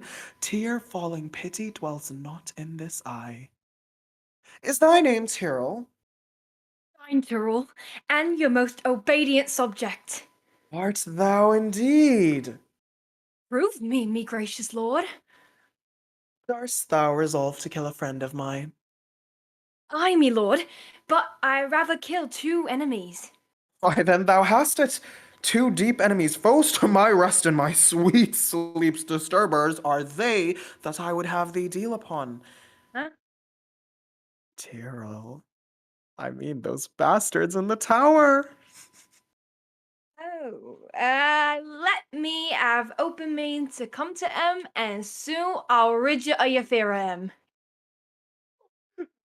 Singst sweet music, come and lend thine ear. There is no more but so. Say it is done, and I will love thee and prefer thee for it. I'll dispatch it straight. My lord, I have considered in my mind the late request that you did sound me in. Well, let that rest. Oxford is fled to Richmond. I hear the news, my lord. Stanley, Richmond is your wife's child. Well, look unto it. My lord, I claim your gift, my due by promise for which your honor and your faith is pawned. The earldom of Hereford and the movables, which you have promised that I shall possess. Stanley, look to your wife. If she convey letters to Richmond, you shall answer it. What says your highness to my just request? I do remember me Henry the Sixth did prophesy that Richmond should be crowned when Richmond was a little peevish child. Crowned, perhaps. My lord, your promise for the earldom. Aye, what's o'clock? I am thus bold to put your grace in mind of what you promised me. Well, but what's o'clock? Upon the stroke of 10. Well, let it strike. Why let it strike? Because that's like a jack thou keeps the stroke betwixt thy begging and my meditation. I am not in the giving vein today. Lord, Tut, tut, I am not in the vein.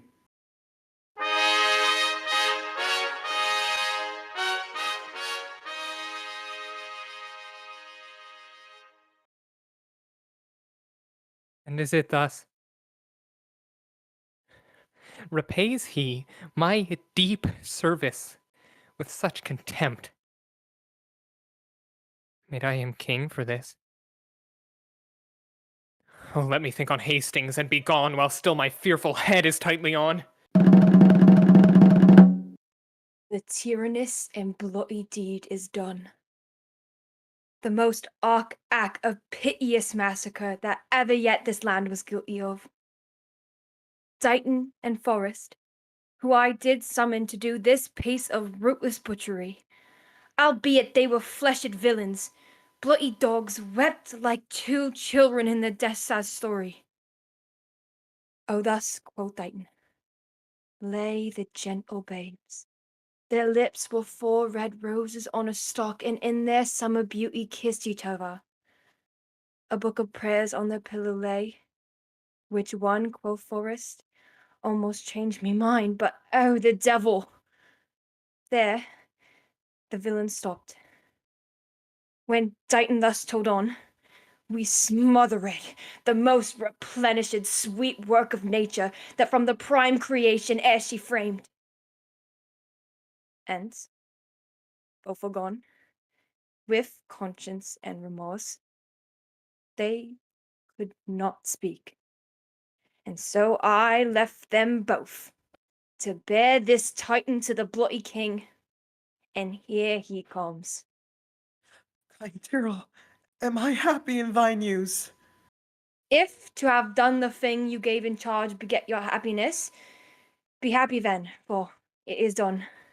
Didst thou see them dead? I did, me lord. And buried, gentle Tyrrell. The chaplain of the tower hath buried them, but where, to say the truth, I do not know.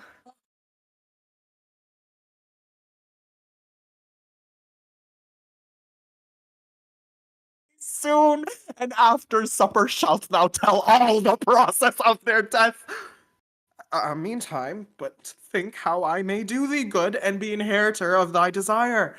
Farewell till then. The sons of Edward sleep in Abraham's bosom, and Anne my wife hath bid this world good night. Now, for I know the Breton Richmond aims at young Elizabeth, my brother's daughter, and by that knot looks proudly on the crown. To her I go, a jolly thriving. My lord! Good or bad news that thou comest in so bluntly? Bad news, my lord. Ely is fled to Richmond, and Buckingham, backed with hardy Welshmen, is in the field, and still his power increaseth. Ely with Richmond troubles me more near than Buckingham and his rash-levied strength. Go muster men. My counsel is my shield. We must be brief when traitors brave the field.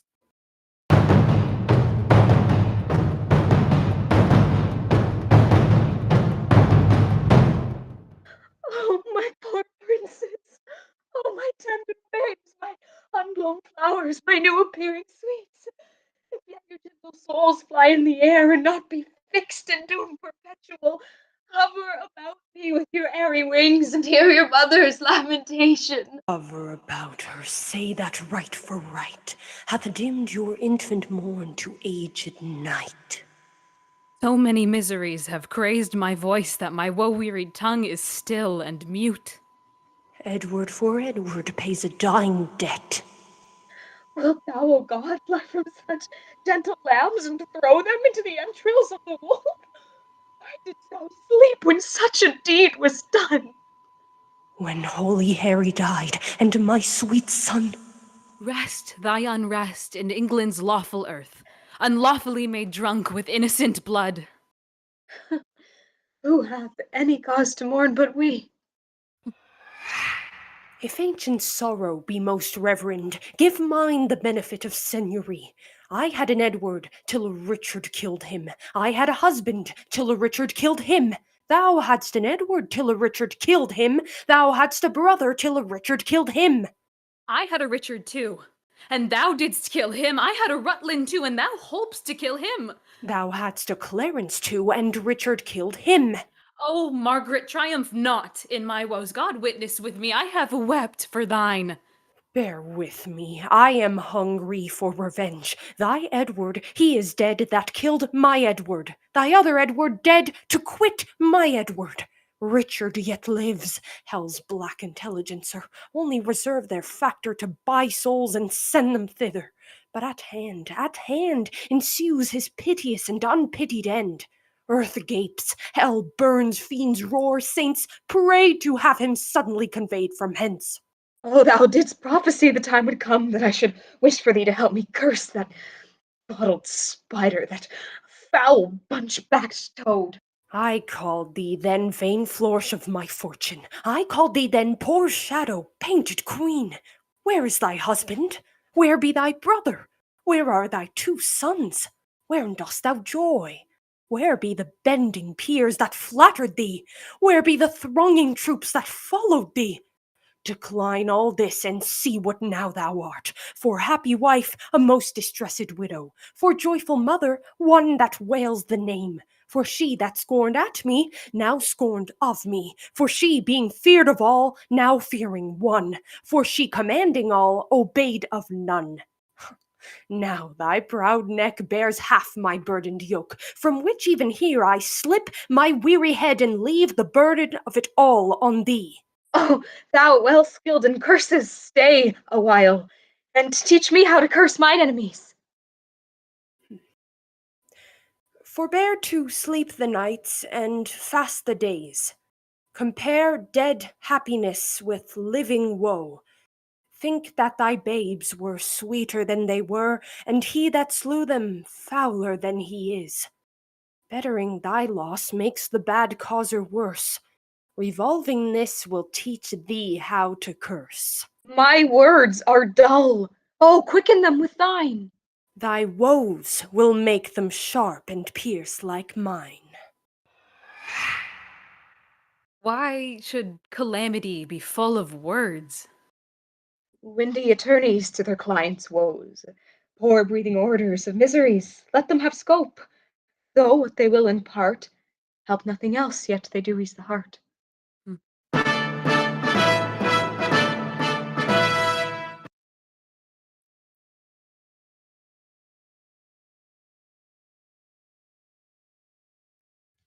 Who intercepts me in my expedition? Oh, she that might have intercepted thee by strangling thee in her accursed womb from all the slaughter, wretch, that thou hast done. Hides thou forehead with the golden crown, where should be branded, if that right were right, the slaughter of the prince that owed that crown. Tell me, thou villain, where are my children? Thou toad, where is thy brother Clarence? Where is gentle Rivers and Lady Grey? Where is kind Hastings? A flourish, trumpets! Strike alarm, drums!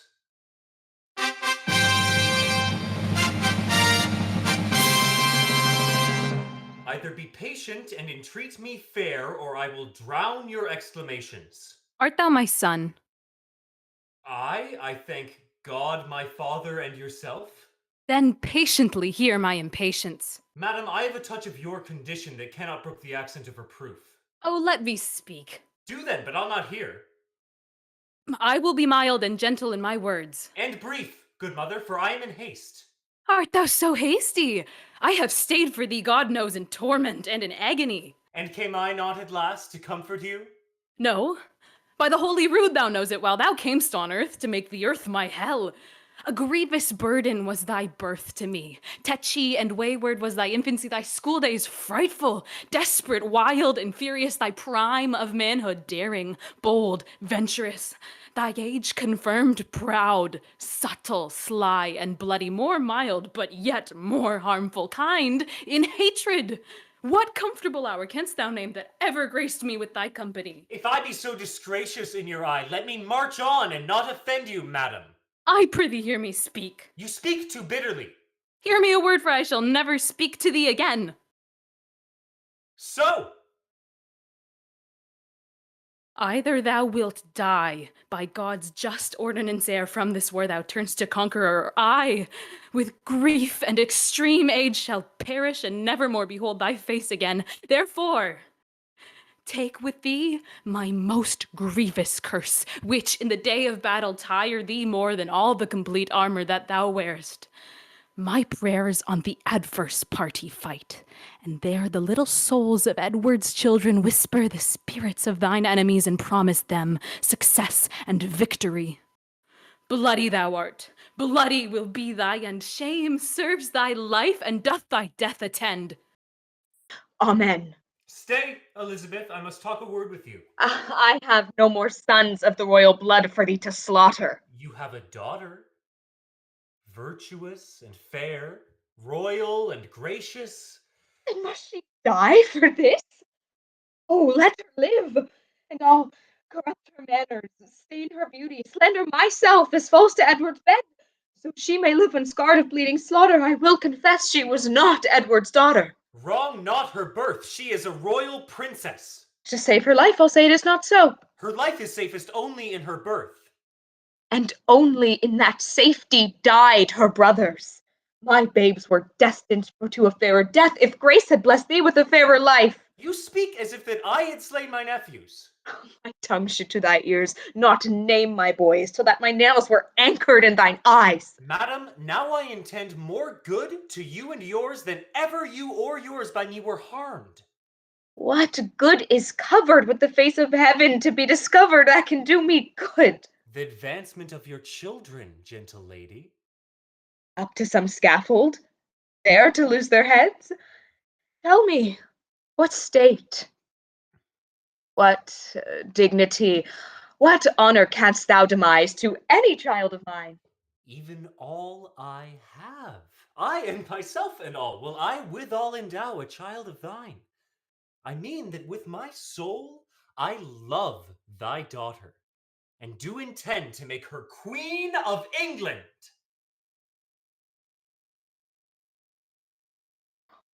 Well then, who dost thou mean should be her king? Even he that makes her queen. Who else should be? Thou! Even so! How think you of it? How canst thou woo her? That what I learn of you is one being best acquainted with her humor. And wilt thou learn of me? Madam, with all my heart. Send to her. I, the man that slew her brothers, a pair of bleeding hearts. Thereon engrave Edward and York, then happily will she weep. Therefore present to her, as sometime Margaret did to thy father, steeped in Rutland's blood, a handkerchief, which, say to her, did drain the purple sap from her sweet brothers' bodies, and bid her wipe her weeping eyes withal. If this inducement move her not to love, send her a letter of thy noble deeds. Tell her thou madest away her Uncle Clarence, her Uncle Rivers, aye, and for her sake madest quick conveyance with her good Aunt Anne. You mock me, madam. This is not the way to win your daughter. There is no other way, unless thou could put on some other shape and not be Richard that hath done all of this. Say that I did all this for love of her. Nay, then indeed she cannot choose but hate thee, having bought love with such a bloody spoil. Look what is done cannot be now amended. Men shall deal unadvisedly sometimes, which after hours gives leisure to repent. If I did take the kingdom from your sons, to make amends, I'll give it to your daughter. The loss you have is but a son being king, and by that loss, your daughter is made queen. Go then, my mother, to thy daughter go, prepare her ears to hear a wooer's tale. And when this arm of mine hath chastised the petty rebel, dull-brained Buckingham, bound with triumphant garlands will I come and lead thy daughter to a conqueror's bed, to whom I will retail my conquest won, and she shall be sole victoress. Caesar's Caesar! What were I best to say? Her father's brother would be her lord? Or shall I say her uncle? Under what title shall I woo for thee? Infer fair England's peace by this alliance. Which she shall purchase with still lasting war. Say she shall be a high and mighty queen. To veil the title as her mother Say doth. I will love her everlastingly.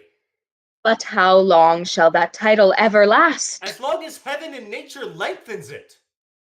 As long as hell and Richard likes of Now it. by St. George, my garter and my crown.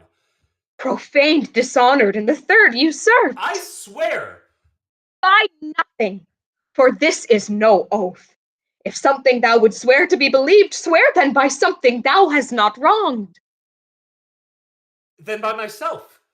Thyself is misused. Now by the world. 'Tis full of foul wrong. My father's death. Thy life it hath dishonored. Why then by heaven. Heaven's wrong is most of all. What canst thou swear by now? The time to come. Swear not by time to come, for thou hast misused ere used, by times ill used or past. Heaven and fortune bar me happy hours. Be opposite all planets of good luck to my proceeding, if with dear heart's love, immaculate devotion, holy thoughts I tender not thy beauteous, princely daughter. In her consists my happiness and thine. Without her follows to myself and thee, herself, the land, and many a Christian soul, death, desolation, ruin, and decay. It cannot be avoided but by this. It will not be avoided but by this. Therefore, dear mother, I must call you so, be the attorney of my love to her. Plead what I will be, not what I have been. Not my deserts, but what I will deserve. Urge the necessity and state of times, and be not peevish found in great designs. Shall I be tempted of the devil thus? Aye, if the devil tempt you to do good. Shall I forget myself to be myself? Thou didst kill my children. But in your daughter's womb, I bury them, where, in that nest of spicery, they will breed selves of themselves. Shall I go win my daughter to thy will? And be a happy mother by the deed. Bear her my true love's kiss. And so farewell. Relenting fool and shallow changing woman. My lord! How now, what news? Most mighty sovereign, on the western coast rideth a puissant navy. To our shores throng many doubtful, hollow-hearted friends, unarmed and unresolved to beat them back. 'Tis thought that Richmond is their admiral, and there they hull, expecting but the aid of Buckingham to welcome them ashore. Some Lightfoot friend post to the Duke of Norfolk, Ratcliffe thyself, or Catesby. Where is he? Here, my good lord. Catesby, fly to Norfolk. Ratcliffe, come hither. Post to Salisbury. When thou comest thither, dull, unmindful villain, why stayst thou here and goest not to Norfolk?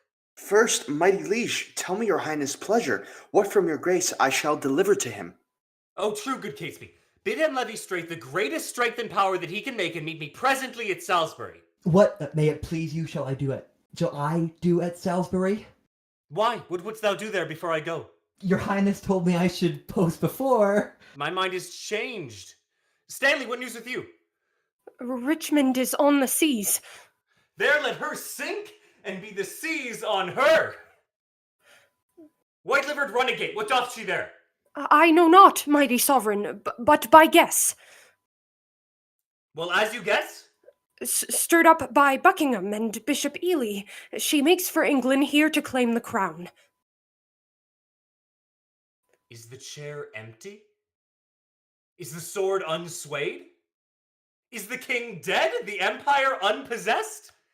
What heir of York is there alive but we? And who is England's king but great York's heir? Then tell me, what makes she upon the seas? Unless for that, my liege, I cannot guess. Unless for that she comes to be your liege, thou wilt revolt and fly to her, I fear. No, my good lord, therefore mistrust me not. Where is thy power, then, to beat her back? Where be thy tenants and thy followers?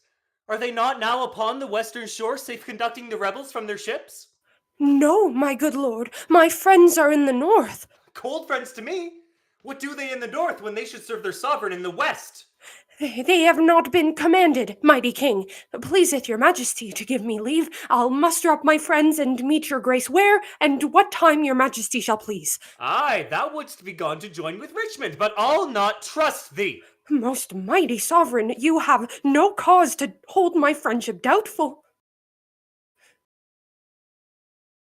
Go then and muster men, but leave behind your son George Stanley. Look your heart be firm, or else his head's assurance is but frail. My gracious sovereign, Sir Edward Courtney and Bishop Exeter, the haughty prelate, with many more confederates, are in arms. In Kent, my liege, the Guilfords are in arms, and every hour more flock to the rebels. My lord, the army of great Buckingham has Out been... on you owls! Nothing but songs of death! There, take thou that till thou bring better news. The news, I have to tell your majesty, is that by sudden floods and fall of waters, Buckingham's army is dispersed and scattered, and he himself wandered away alone, no one knows whither. I cry thee mercy. Hath any well-advised friend proclaimed reward to him that brings the traitor in? Such proclamation hath been made, my lord. My liege, the Duke of Buckingham is taken. That is the best news. That the Earl of Richmond is with a mighty power now landed is colder news, but yet they must be told. Away towards Richmond! While we reason here, a royal battle might be won and lost. Someone take order for Buckingham's head. The rest march on with me!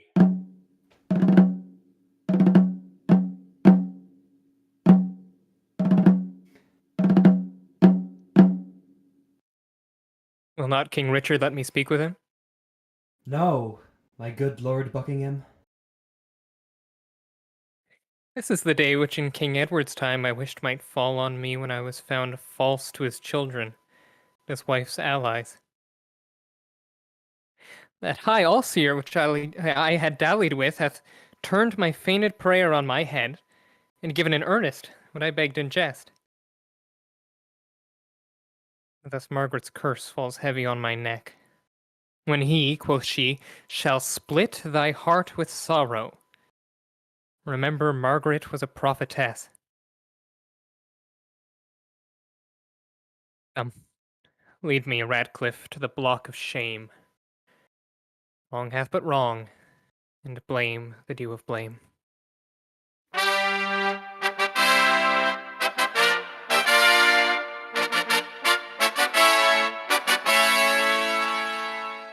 Welcome, Royal Richmond, to Tamworth Town. Fellows in arms and my most loving friends, bruised underneath the yoke of tyranny, thus far into the bowels of the land, have we marched without impediment.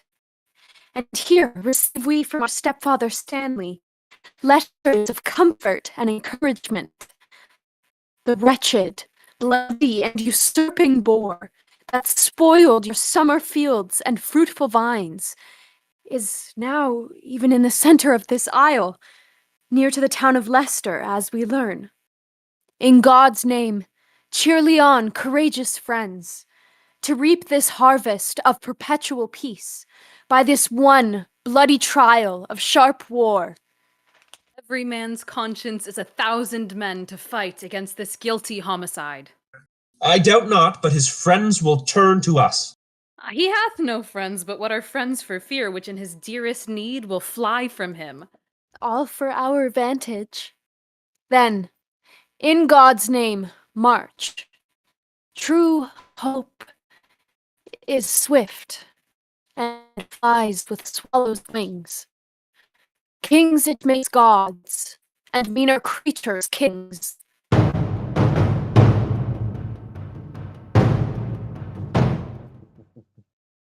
Here, pitch our tent, even here in Bosworth Field. Why, how now, Ratcliffe? Why look you so sad? My heart is 10 times lighter than my looks. Up with my tent! Here will I lie tonight. Who hath described the number of the foe? 6,000 or 7,000 is their utmost power. Why, our battalia trebles that account. Besides, the king's name is a tower of strength which they upon the adverse faction want.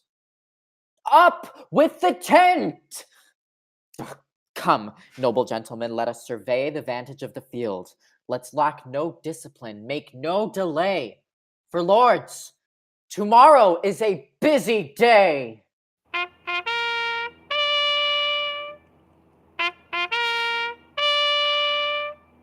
The weary sun hath made a golden set, and by the bright track of his fiery car is token of a good day tomorrow.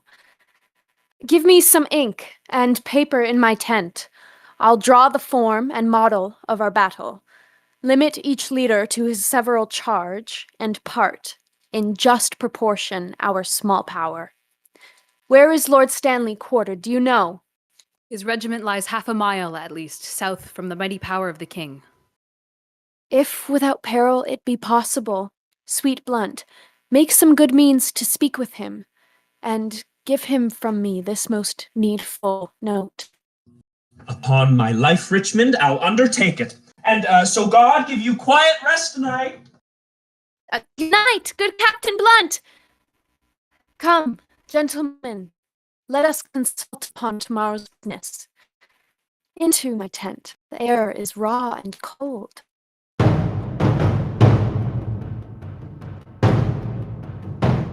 What is t'clock? It's supper time, Richard. It's 9 o'clock. I will not sup tonight. Give me some ink and paper. Is all my armor laid into my tent? It is, my liege. Good Catesby. Hie thee to thy liege. To thy charge, choose trusty sentinels. I go, my lord. Catesby. My lord. Send out a messenger to Stanley's regiment. Bid him bring his power before sunrising, lest his son George fall into the blind cave of eternal night. Ratcliffe! My lord! Is ink and paper ready? It is, my lord. Bid my guard watch. Leave me. Ratcliffe, about the mid of night, come to my tent and help to arm me. Leave me, I say!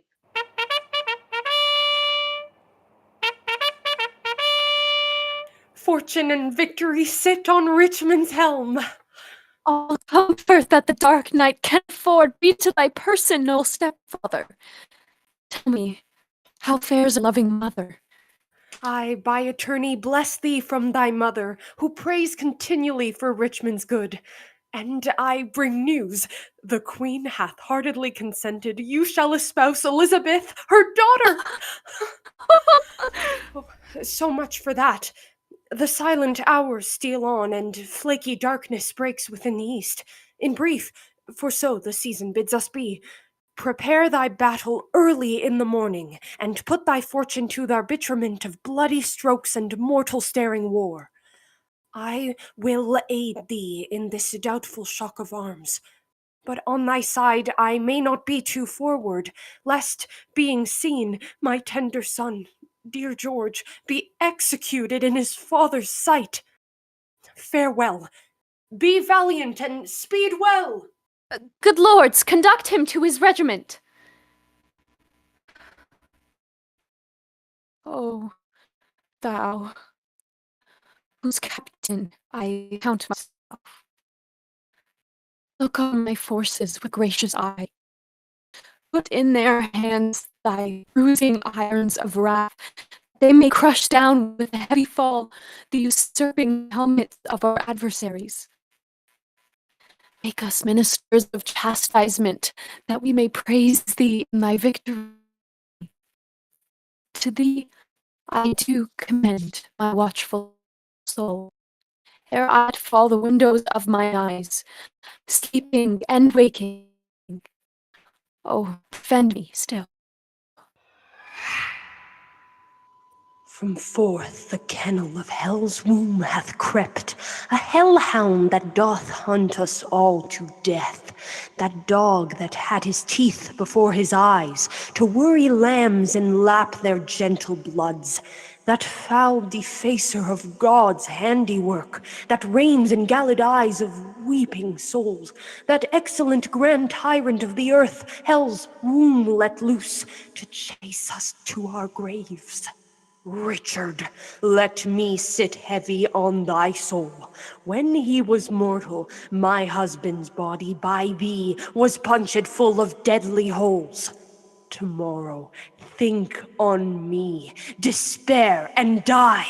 Queen Margaret, widow to Henry VI, bids thee despair and die. Arise, spirits. Let me sit heavy in thy soul tomorrow. Poor Clarence, by thy guile betrayed to death. Tomorrow in the battle, think on me and fall thy edgeless sword. Despair and die! Let me sit heavy in thy soul tomorrow. Pray that died at Pomfret. Despair. Think upon rivers, and with guilty fear let fall thy lance. Despair and die. Dream on thy nephew smothered in the tower. Let us be led within thy bosom, Richard, and weigh thee down to ruin, shame, and death. Thy nephew's souls bid thee despair and die. Bloody and guilty, guiltily awake, and in a bloody battle end thy days. Think on Lord Hastings, despair and die. Richard, thy wife, thy wretched Anne, thy wife, that never slept a quiet hour with thee, now fills thy sleep with perturbation. Tomorrow, in battle, think on me and fall thy edgeless sword. Despair and die! The first was I that helped thee to the crown. The last was I that felt thy tyranny. Oh, in the battle think on Buckingham, and die in terror of thy guiltiness. Dream on of bloody deeds and death, fainting despair, despairing yield thy breath. Cancel his bond of life, dear God, I pray, that I may live and say, the dog is dead. Give me another horse! Bind up my wounds! Have mercy, Jesu!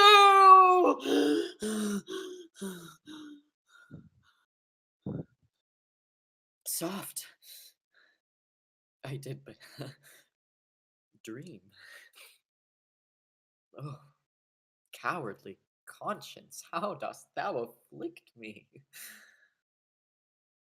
Cold, fearful drops stand on my trembling flesh. What do I fear?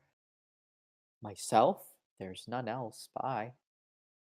Richard loves Richard, that is, I am I. Is there a murderer here? No. Yes.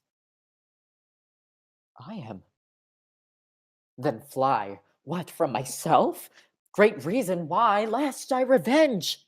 What, myself upon myself? Alack, I love myself. Wherefore? For any good that I myself have done unto myself? Oh, no.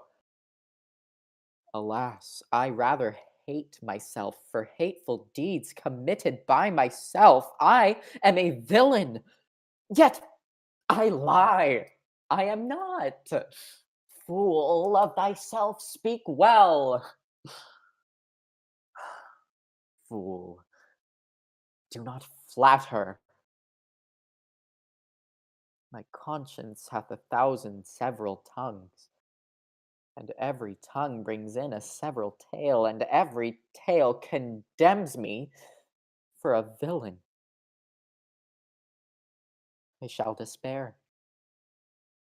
There is no creature loves me, and if I die, no soul will pity me.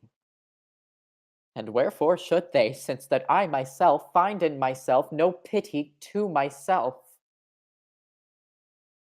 Methoughts the souls of all that I had murdered came to my tent, and every one did threat tomorrow's vengeance on the head of Richard. My lord, Who's there? your friends are up and buckle on their armor. Oh, Ratcliffe, I fear.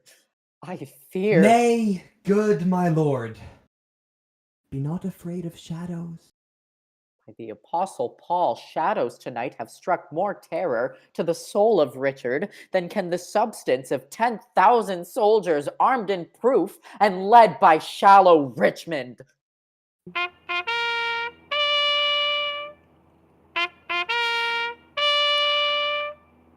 Good morrow, Richmond. How have you slept, my lady? The sweetest sleep and fairest boding dreams that ever entered a drowsy head have I since your departure had, my lords. How far into the morning is it? Upon the stroke of 4. Why, then 'tis time to arm and give direction. My loving countrymen, remember this. God and our good cause fight upon our side. The prayers of holy saints and wronged souls, like high-reared bulwarks, stand before our faces. Richard except, those whom we fight against had rather have us win than him they follow. For what is he they follow? Truly, gentlemen, a bloody tyrant and a homicide. One raised in blood and one in blood established. One that made means to come by what he hath, and slaughtered those that were the means to help him. Then, if you swear to put the tyrant down, you sleep in peace, the tyrant being slain. If you do fight in safeguard of your wives shall welcome home the conquerors. If you do free your children from the sword, your children quits it in your age. Advance your standards, draw your willing swords, sound drums and trumpets boldly and cheerfully. God and St. George, Richmond and victory!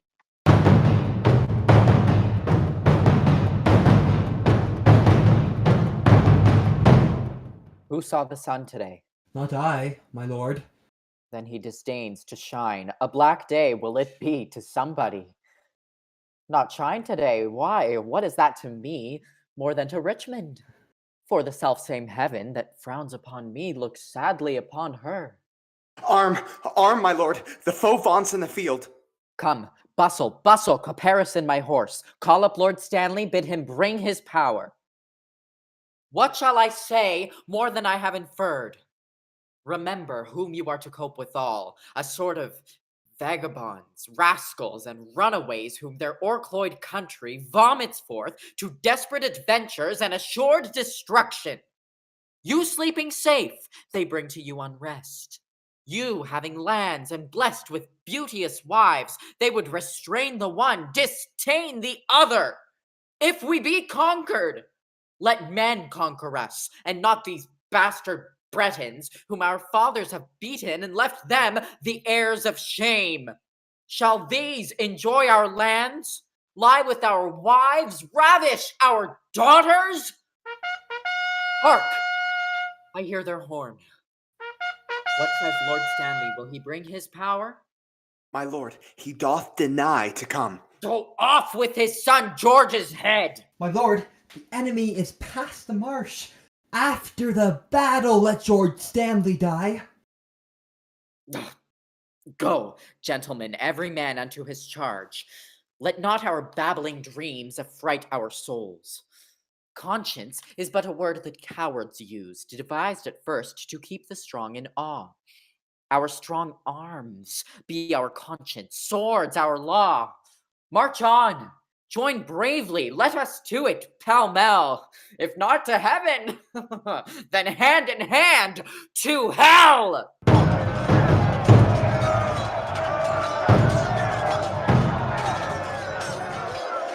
Rescue! My lord of Norfolk! Rescue! Rescue! The king enacts more wonders than a man, daring and opposite to every danger. His horse is slain, and all on foot he fights, seeking for Richmond in the throat of death. Rescue, fair lord, or else the day is lost. A horse! A horse! My kingdom for a horse! Withdraw, my lord. I'll help you to a horse. You slave, I have set my life upon a cast, and I will stand the hazard of the die. I think there be 6 Richmonds in the field. 5 have I slain today instead of her. A horse! A horse! My kingdom for a horse!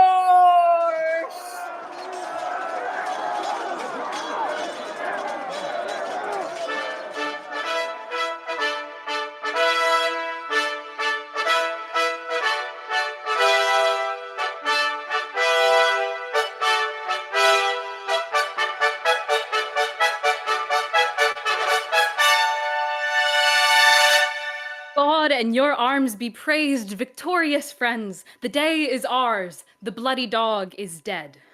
Courageous Richmond, well hast thou acquit thee. Lo here, this long usurped royalty from the dead temples of this bloody wretch have I plucked off, to grace thy brows withal.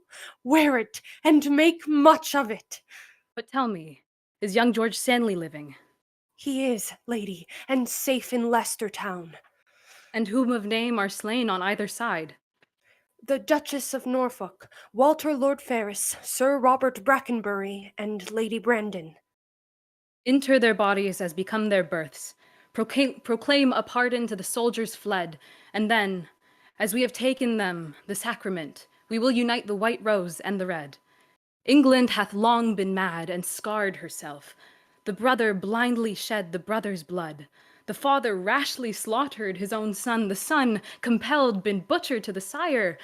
All this divided York and Lancaster, divided in their dire division.